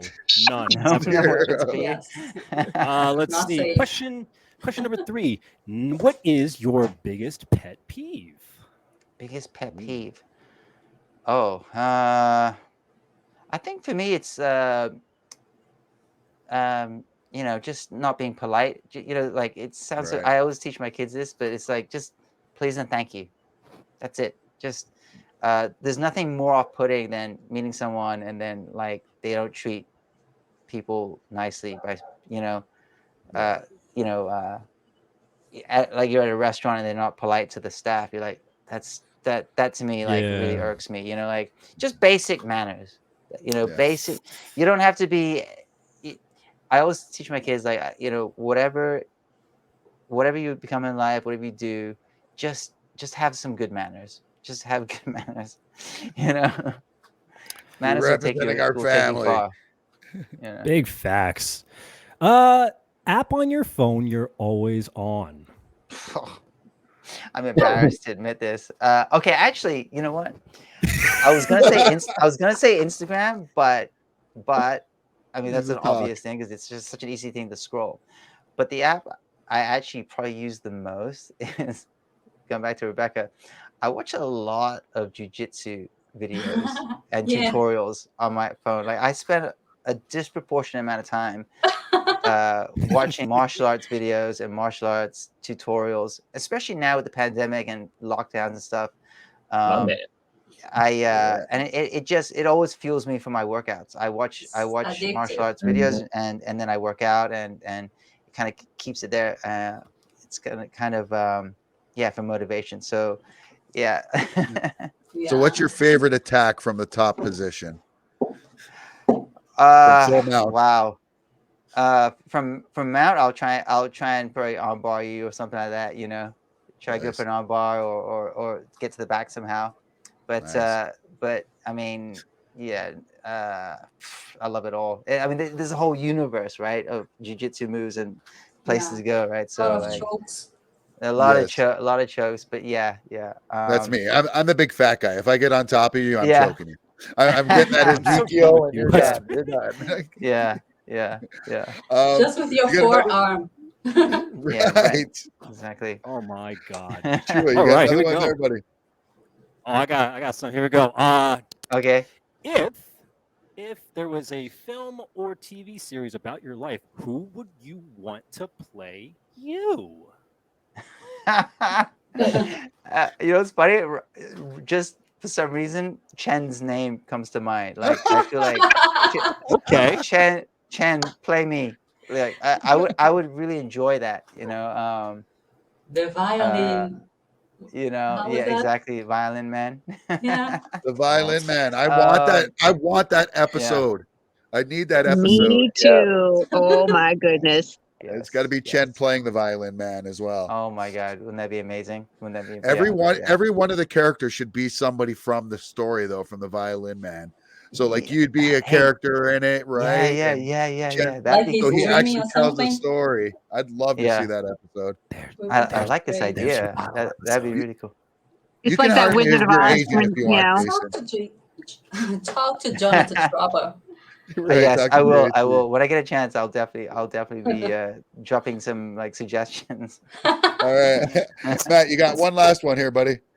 Ooh, one last one. Let me jump around really quick. You got a lot. Nice. Dude, oh, I got like layers. All right, I'll do two. I'll Nice. do the last two. Okay. Here we go. All right. Yeah. I always love these ones. Name 3 positive things about yourself. Oh. Dashingly good looking. Ooh. Probably quite high up on the list. Ooh. 3 positive things about myself. I would Checking say himself that out in the mirror. I think three positive things about myself. I would say that I'm um going back to earlier in our conversation about careers and had I had any ups and downs. Yeah. I would say the one thing that I've done right is that um I always had this attitude that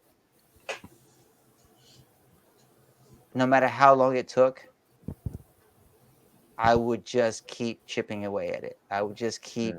I would not quit. Um, and and thank God I did, because it took it was a long road, and to be working here finally I feel vindicated that I believed in myself. And Resilience. and so I think in that regard I was like, okay, yeah, I've been wrong about a lot of things in my life, but I was right about that one, that if I just stuck to it and just kept going. So I remember I would always say to myself that I wouldn't care if other people you know were more successful or got there quicker than I did, but I would just work more. I would do more. I would work. I'd put in more reps. I'd put in more time. I will do what it takes in that regard. I will just give myself that effort. And then I guess in same kind of along those lines, the other second positive thing I would say is to enjoy the pain a bit. You know what I mean? Like working out or training, right? Like you've got to put yourself through that uncomfortableness and kind of like live there. So I think that's helped me a lot. And then talking about myself, but this is kind of weird. But the third positive thing I would say is that man, I've just been incredibly lucky to have good friends and good family to support me and to and to be able to laugh about stuff, like take it seriously, work really, really hard, but then don't take it too seriously. You know what I mean? Like, we're in this business where um, you need to see me having fun playing this role. If I'm not having fun playing Young June, no one else is going to enjoy me playing Young Hell June. yeah. And so I think these sort of attitudes that I've had have really served me well. Fantastic. And finally, the best one Yes. of them all. If Yes. you had a theme song every time you walked into a room, what song would play? Oh, guys, you already know the answer to this. Like, there's so many great things about Warrior, but that freaking theme song is awesome. Like, it is so cool. I can't stop listening to it. I can't stop watching it. Yeah, The only thing yeah. The only one that compares to that is this.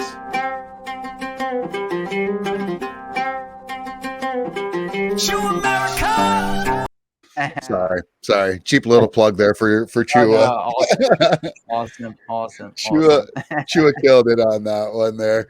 But congratulations, you are now Jason Tobin, part of our Hop This Way Tong. Yeah. You passed the trivia. Do I get a brand? Do I get branded? You get the brand. You are definitely gonna get branded after me. The only problem is you have to come to Canada to get it. I'm sorry. All right. I'm sorry.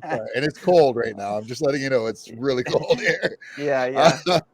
Now, we got the Tong trivia out of the way there. We did have some other questions that came in ahead of the show. Yes. We got this big one here by Divisor. Dear Jason, besides the iconic scene when he stood up for Hong as the ally hero every queer man hopes for in a brother in arms, my favorite moment with Young June that hit home the most was when "I don't belong anywhere" line in season 1, episode not sure.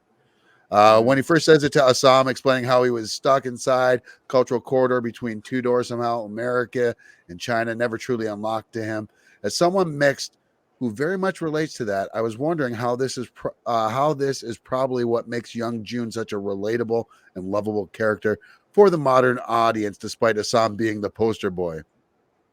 and we can kind of go on from there. But you kind of get the gist of it there. How did you feel about that? You know, because there is a lot of inclusion in this show. Yeah.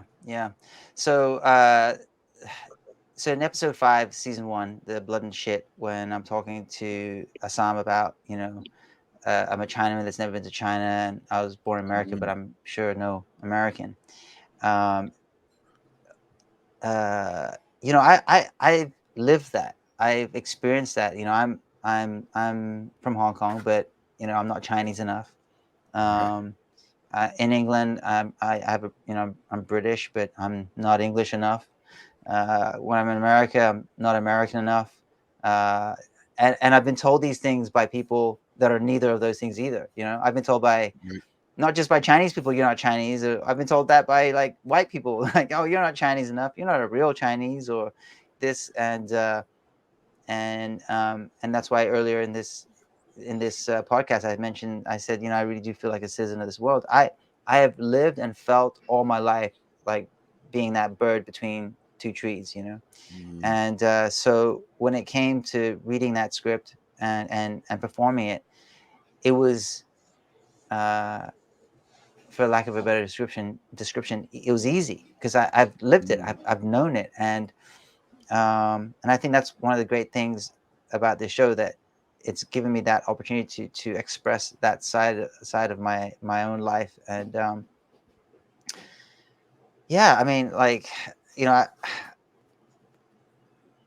you know, so many times in your life, other people will define you or try to, and here we are just trying to, you know, define ourselves, right? And yeah, so I mean, I've lived it. You know, it's and thank goodness I can perform it now as well. Exactly. We got another one here from Chad Golden. Chad says, "Wish I could join, but I'll be on my way to work. Anything in particular you're?" I'd ask, what is his favorite episode? Was the film? What was your favorite episode? We talked about that, and he said, "I personally loved him in the blood and the shit," which seems to be a fan favorite.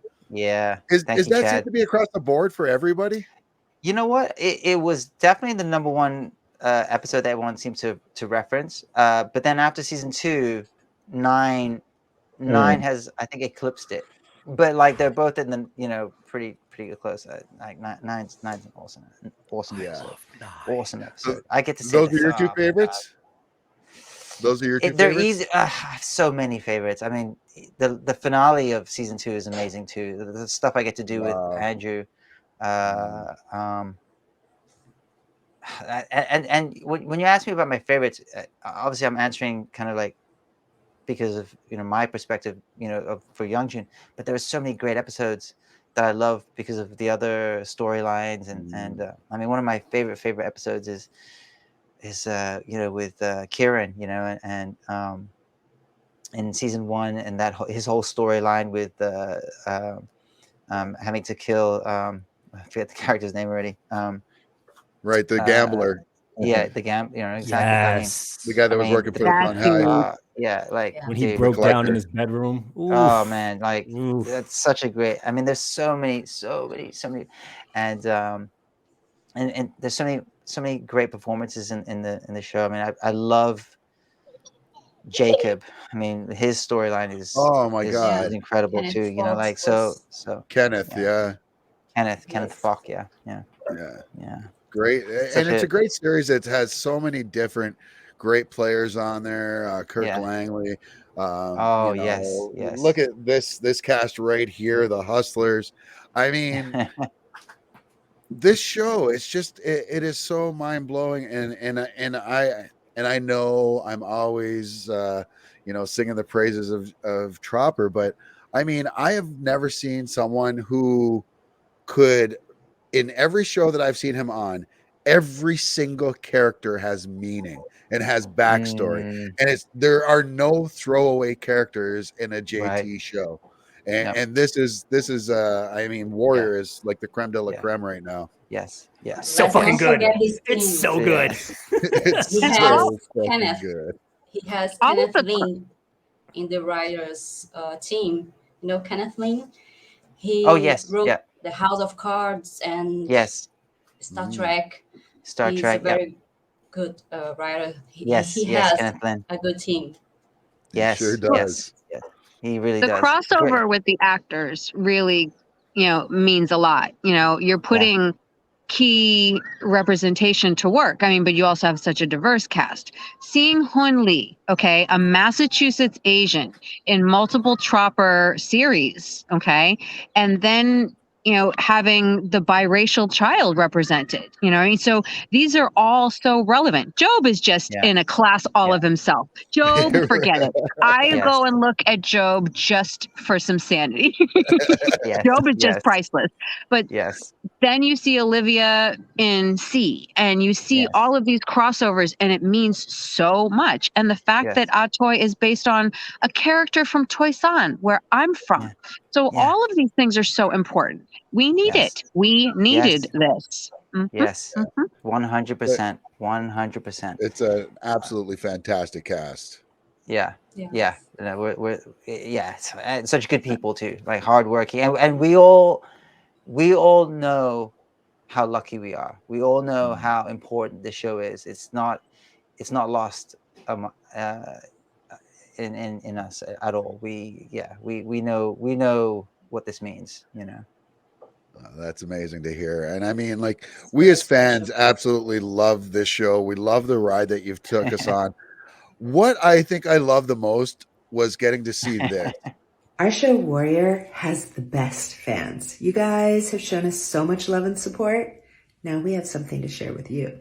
Against all odds, we are back. Come and find me. Thanks to you, we're back. We're back. We're back. But we're being cool about it. So, we're back. We're back. We're back. We're back. We're back. Season 3. Back. Back. Back. We are back. And we are back. We're back. We're back. Warriors back on HBO Max. Let's go! Dude, I'm gonna scream. I cried. I'm gonna scream. I'm gonna cry. I'm gonna cry. That was the thing that made all of us, and to steal a wrestling term, we all popped. We all just we all were like, wow, we've been waiting for that announcement. And it got to the point for us, at least as fans, and those of us that were pushing the Save Warrior hashtag, Rebecca, who was huge in that, and of course the rest of the cast here. But for us, it was stressful, and it got to that point where it's like, we can't keep messaging all these people, and we're getting more signatures, and nothing is happening, and it felt like it was never going to happen. How did you feel? Like, were you at that same point as well? Like, Absolutely. did you think it was lost? Sorry, go ahead. Wow. So, well, when it was canceled, like, I was quite devastated, to be honest. Right. Like, I was really upset by it. It really hurt. It really hurt me. Because I just felt like, what? Like, I always teach my kids, like, life's not fair, right? But it really felt unfair. Like, what are you talking about? Like, this show is awesome. We all worked our asses off. We know that we're not an expensive show. It's like, we did everything right, Right.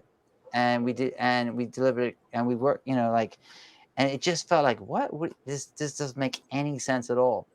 So I was quite, I felt a lot of pain, like losing the show, and it almost became painful to talk about Warrior or look at photos from Warrior, or even like, just like, it was just like, oh, it just hurts too much to know that we're not going to go forward with it. But then the fans spoke up, and people behind the scenes never gave up. And so it took a long time, but there was always things people were still pushing, and then when so I was filming Fistful of Vengeance, the Netflix movie based on the Wu Assassins series, in Bangkok last year.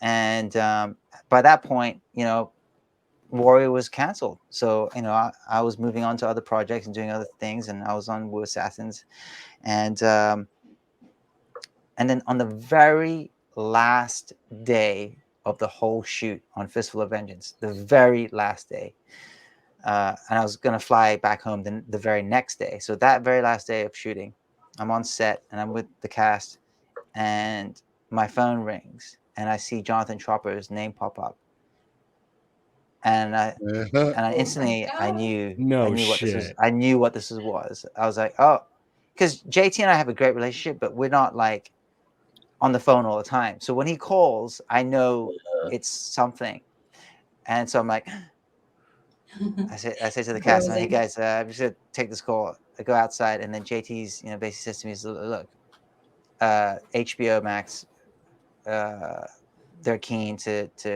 continue the show, but before we go ahead with it, I need to check that you guys are cool and you want to come back. And I'm like, are you fucking kidding? Like, of course I want to come back. Let's go. And he said, okay, great. You have to ask me. And so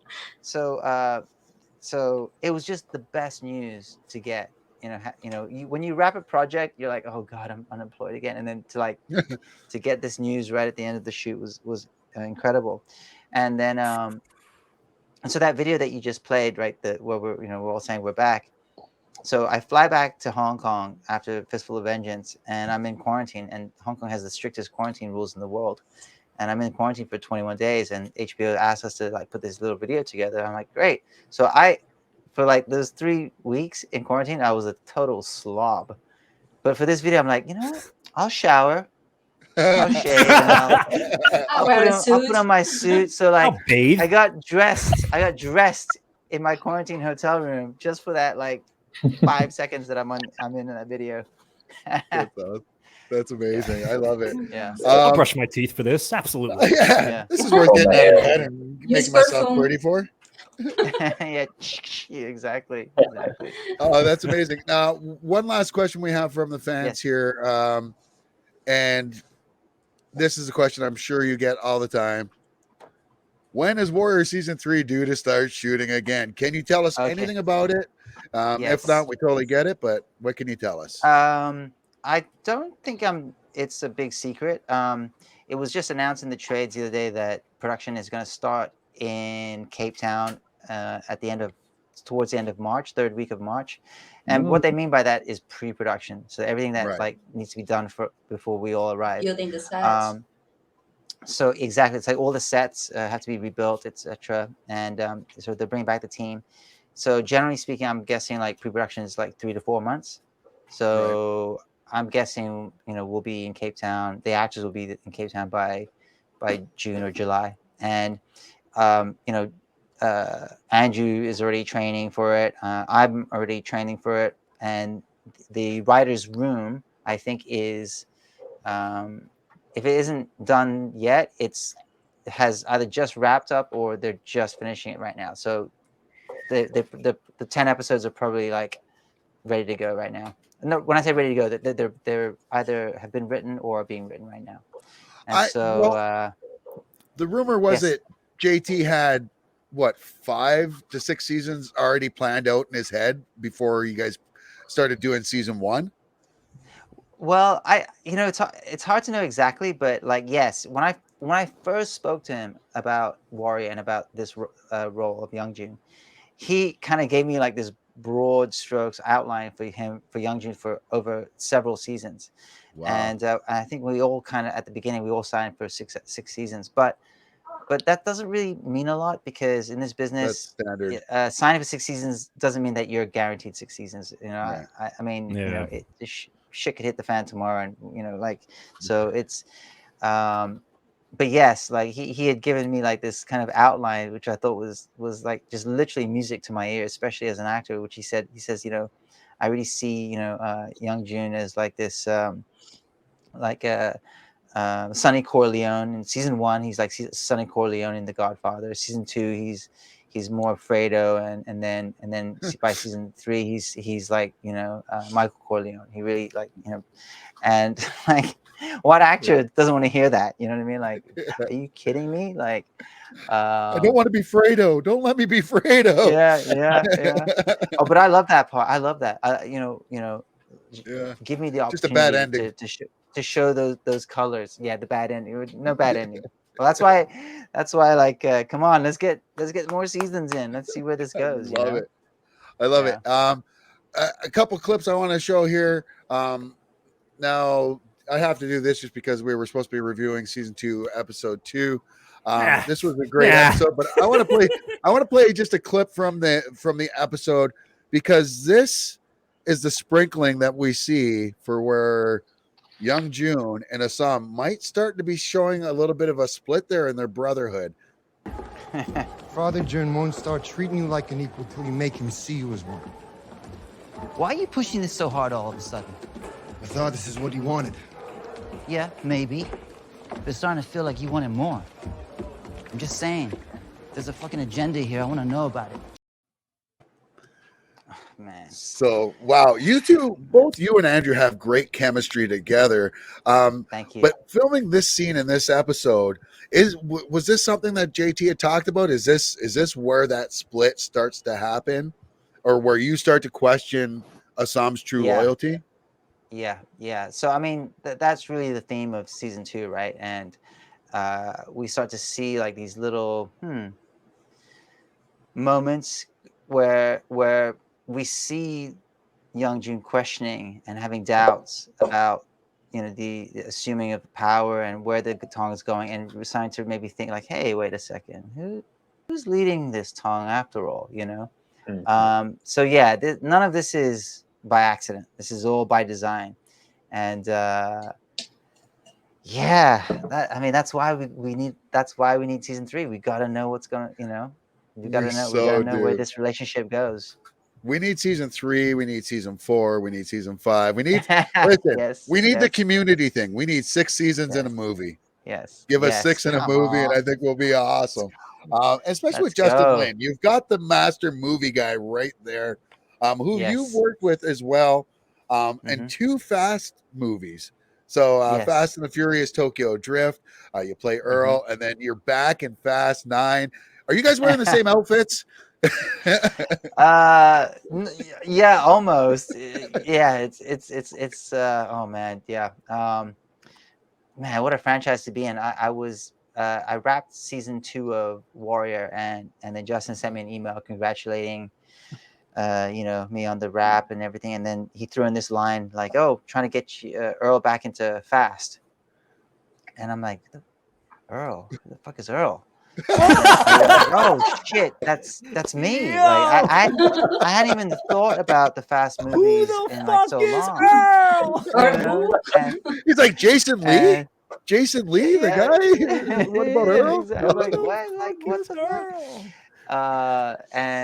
So I realized, that's me, and yeah, man, like it's such a huge franchise. I didn't work a single day in 2020, but it was cool to have a movie come out, during a pandemic, and when I did Tokyo Drift, I really thought that was like a one and done gig. Right. I never really thought I was going to be part of that franchise again. So to be rewarded 15 years later and to have this story like come back around, and like I can now say that I took the Fast franchise to space. Right. That was you. It's like it was like when I read the stats, I'm like, oh, because I'd heard rumors about like this kind of like how fans have been saying like, oh god, next they're gonna go to space. So when I actually read the sides, like, oh, okay, here we go. The newest thing is they're going to be with Jurassic Park, but we're not going to go there. And a quick photo for those of you that didn't see Jason as Earl in the original Tokyo Drift. Oh, wait, no, I'm sorry. I'm so sorry. I got the wrong photo. I didn't see anything. You didn't see it? Oh, you missed it. I didn't see it. Wait, did you put it up? There it is, right there. Oh man, yeah. Looks about right. Jason, the wrong Earl. That's a great stash. That is a great. This is the real. Here's the real one. Yeah. No, Sean. Tell me you were not modding the quick disconnect valve on the locks line. Hey, man, chill out. I heard it's all good. That tweak just saved us 0.4 seconds. All good. This isn't Top Gun, Maverick. You don't follow the rules here, you die. Hey, come on. That's a bit much. When you know what too much pressure in the locks line can do, come talk to me. Till then. Nice. Awesome. So great. So good to see you back in that. Like I said, it was a bit of a surprise for you. Yeah.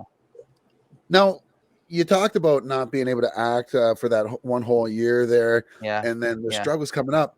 But now you got season 3 coming back, a Warrior. You've got the Fast 9. Then we've got this. You've joined the Wu Assassins.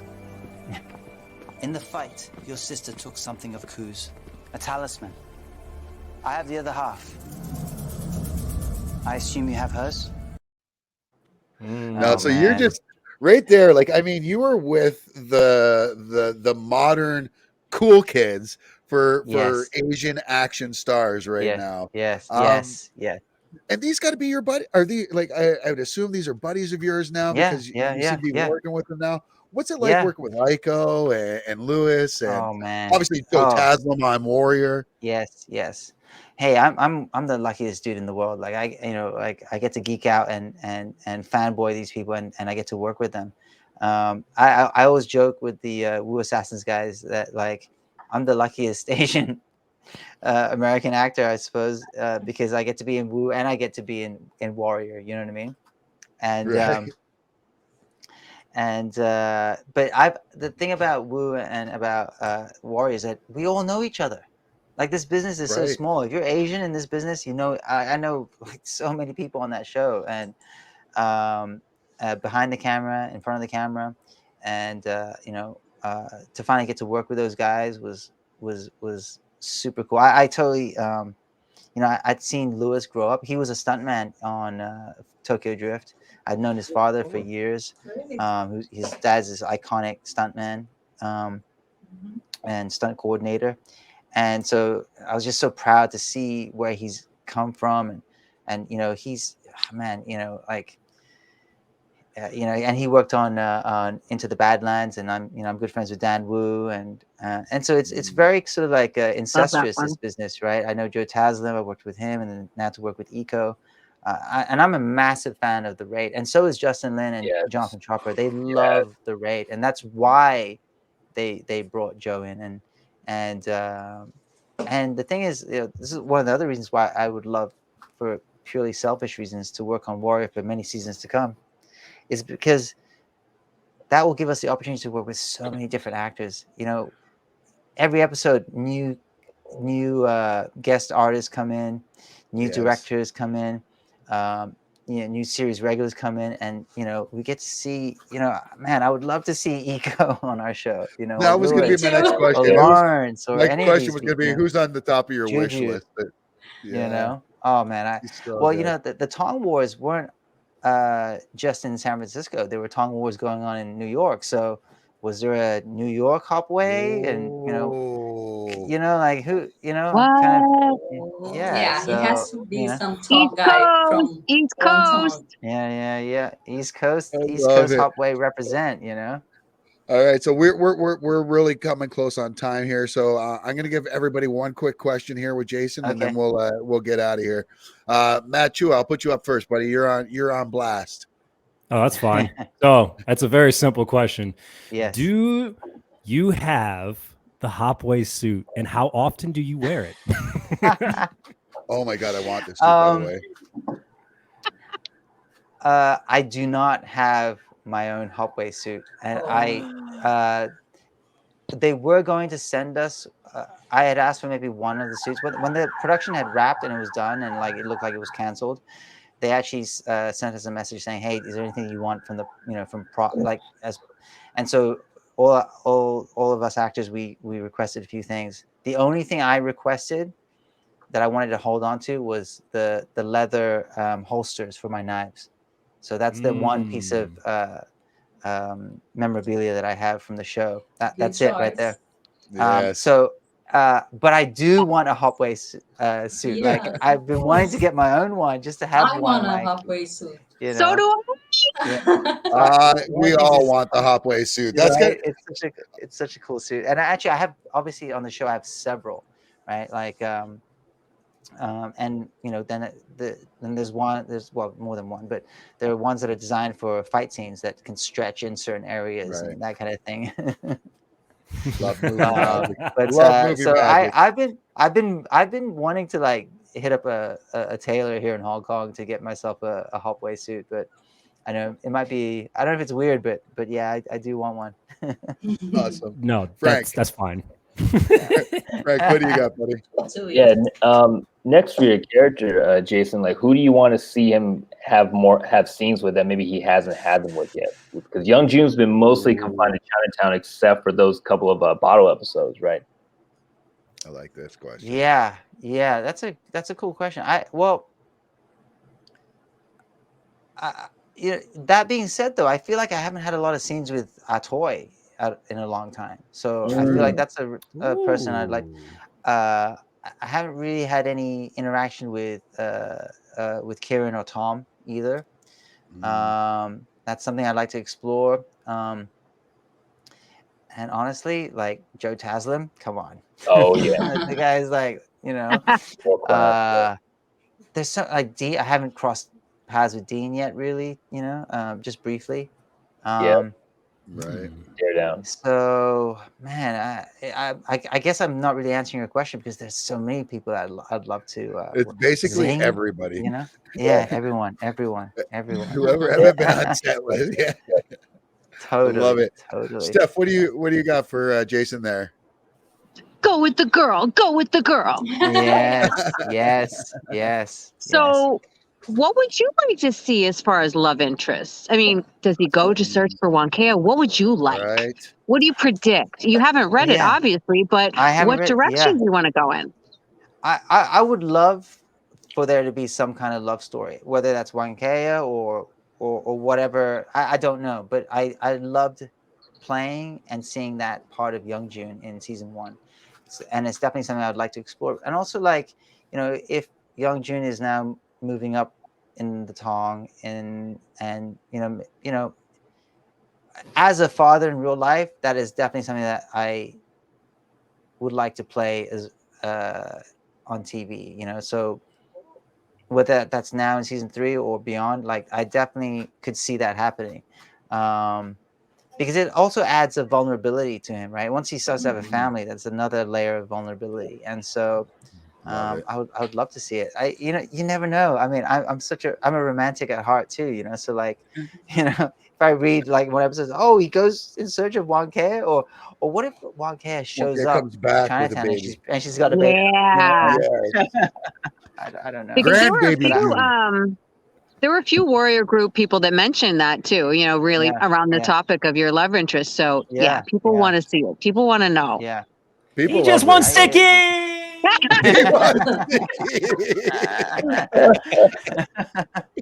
Chua. Getting sticky with it. All right.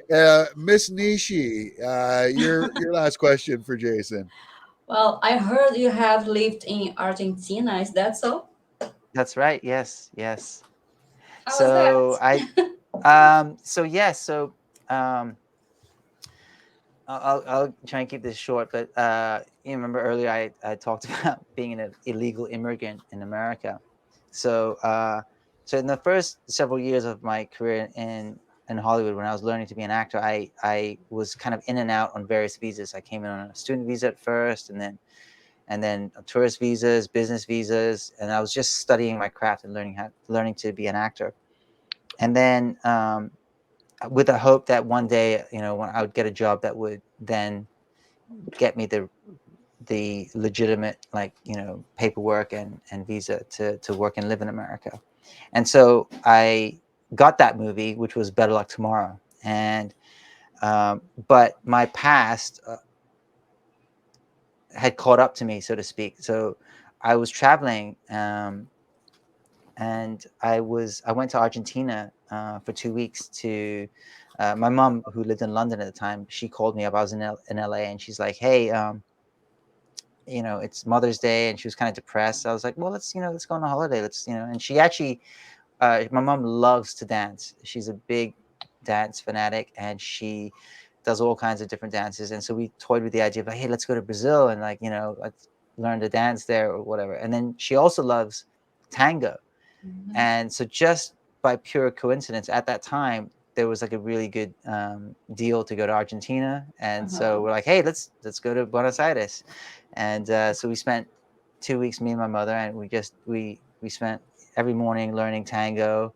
And in the afternoons, we would, take Spanish lessons. And then in the evenings, we'd go dance in milongas. And so after 2 weeks of that, my mother flew back to London, and I flew what I thought was I was going to go back to LA. But when I landed in America and I got to the border, this is now post 9/11.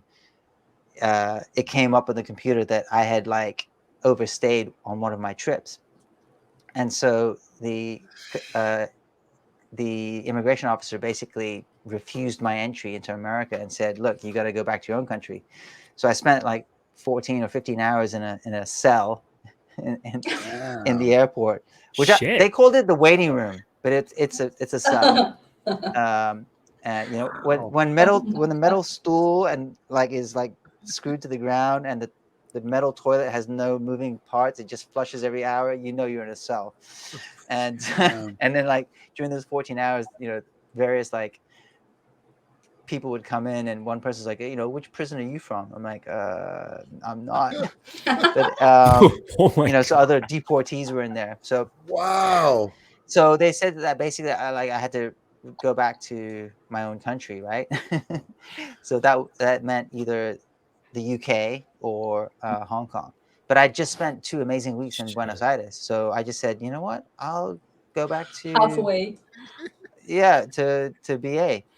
Yeah. And so I got on a flight, went back to Buenos Aires, and I called up all my friends in LA and I said, anything that's in my house, you can take it. It's yours. I'm just going to live with the backpack that I've got. And I ended up spending over a year living in Argentina and learning Spanish and drinking red wine, eating lots of good food and making good friends. And it's weird because at the time, like Better Luck Tomorrow had just come out. So people were like mad at me because they're like, oh, I couldn't be in America to take any meetings or do any roles. So right after my biggest success, after all my struggles, oh my God, for 3 years I couldn't even come back to America to even take advantage of that. Damn. But I learned Spanish, and then flash forward to 15 years later, I get a call. My friend Daniel Wu, who's in Into the Badlands, he was supposed to do a movie in Mexico, but he couldn't do it because he was doing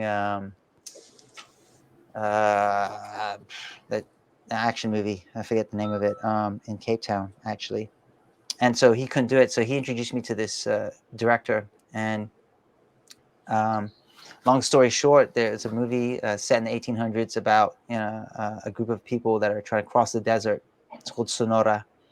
And there's a Chinese immigrant in this story who's trying to cross the desert because during this time, there was a lot of fascism, and fascism was on the rise, and there was this anti-Asian, anti-Chinese sentiment, and a lot of Chinese people lost their lives being pushed out into the desert. So that was my storyline. So this thing that happened to me 15 years ago, where I got kicked out of America, and then I went to Argentina and I learned Spanish. Finally, 15 years later, kind of in a weird way paid off, because here I was doing a movie in Mexico, and I have to speak Spanish throughout the film, and like, it's weird how life works out that way. Because when I learned Spanish, I learned it because I just love the language. It's such a beautiful language. And then to actually be able to perform and speak that language was such a interesting challenge for me as an actor. And but it's weird, right, with Warrior and then with the movie Sonora, like, these are themes that are always recurring. Chinese people getting treated like crap when they travel. Yeah. But that was a beautiful film. Yeah. Well, we're gonna have to look for it. And this is it here. That's it. Yeah. Awesome. Right there. Definitely take a look for that. Jason, I want to say this has been amazing of you to sit in with us here during the show. We didn't expect it to be a 2-hour show, but My it feels pleasure. like we're talking with somebody we've known forever. Though this has been absolutely amazing of you, and you bared your soul to all the fans, and yeah, we're all there for you, man. But big thanks. Anything you want to go out? Where can folks follow you? I'm on Twitter, but I'm not very active, to be honest. I'm mostly on Instagram, and even then, it's kind of hit and miss. I just go through these different, periods of, waves where I'm on it a lot, or I'm totally ignoring it. So, if you want to follow me, I'm on Instagram. It's at JSNTBN. And speaking of which, there's a lot of fake Jason Tobins out there right now. Apparently, apparently someone out there thinks that by impersonating me, they're going to be able to talk to lots of people. I'm like, shoot your shot. Yeah. Good luck. like Frank said, you made it. That's how you know you made it. Yep. Thanks, Frank. So this has been a lot of fun, and again, thanks so much for sitting in and doing Thank this. you, guys. And, from our Tong. Thank you. Go ahead. I just want to say thank you from the bottom of my heart. I think I speak not just for myself, but for the whole cast and crew and everyone that's involved with Warrior. Thank you from the bottom of my heart, our hearts, for your support. It's because of you guys that we're back. Without you guys, we would not be here. So I truly thank you for having me. Thank you. Oh, we got you, man. Oh, we got you. And we thank you so much to everybody that's been watching the show. Thanks for your questions. Obviously, thank you to Jason Tobin for sitting in with us. Stephanie, Rebecca, Frank, Matt, your boy Zeus. We all want to wish you all love. We hope you all have a great day. And thanks for joining us on another edition of the Hop This Way Show. This way, baby. Hey. Boom. Go.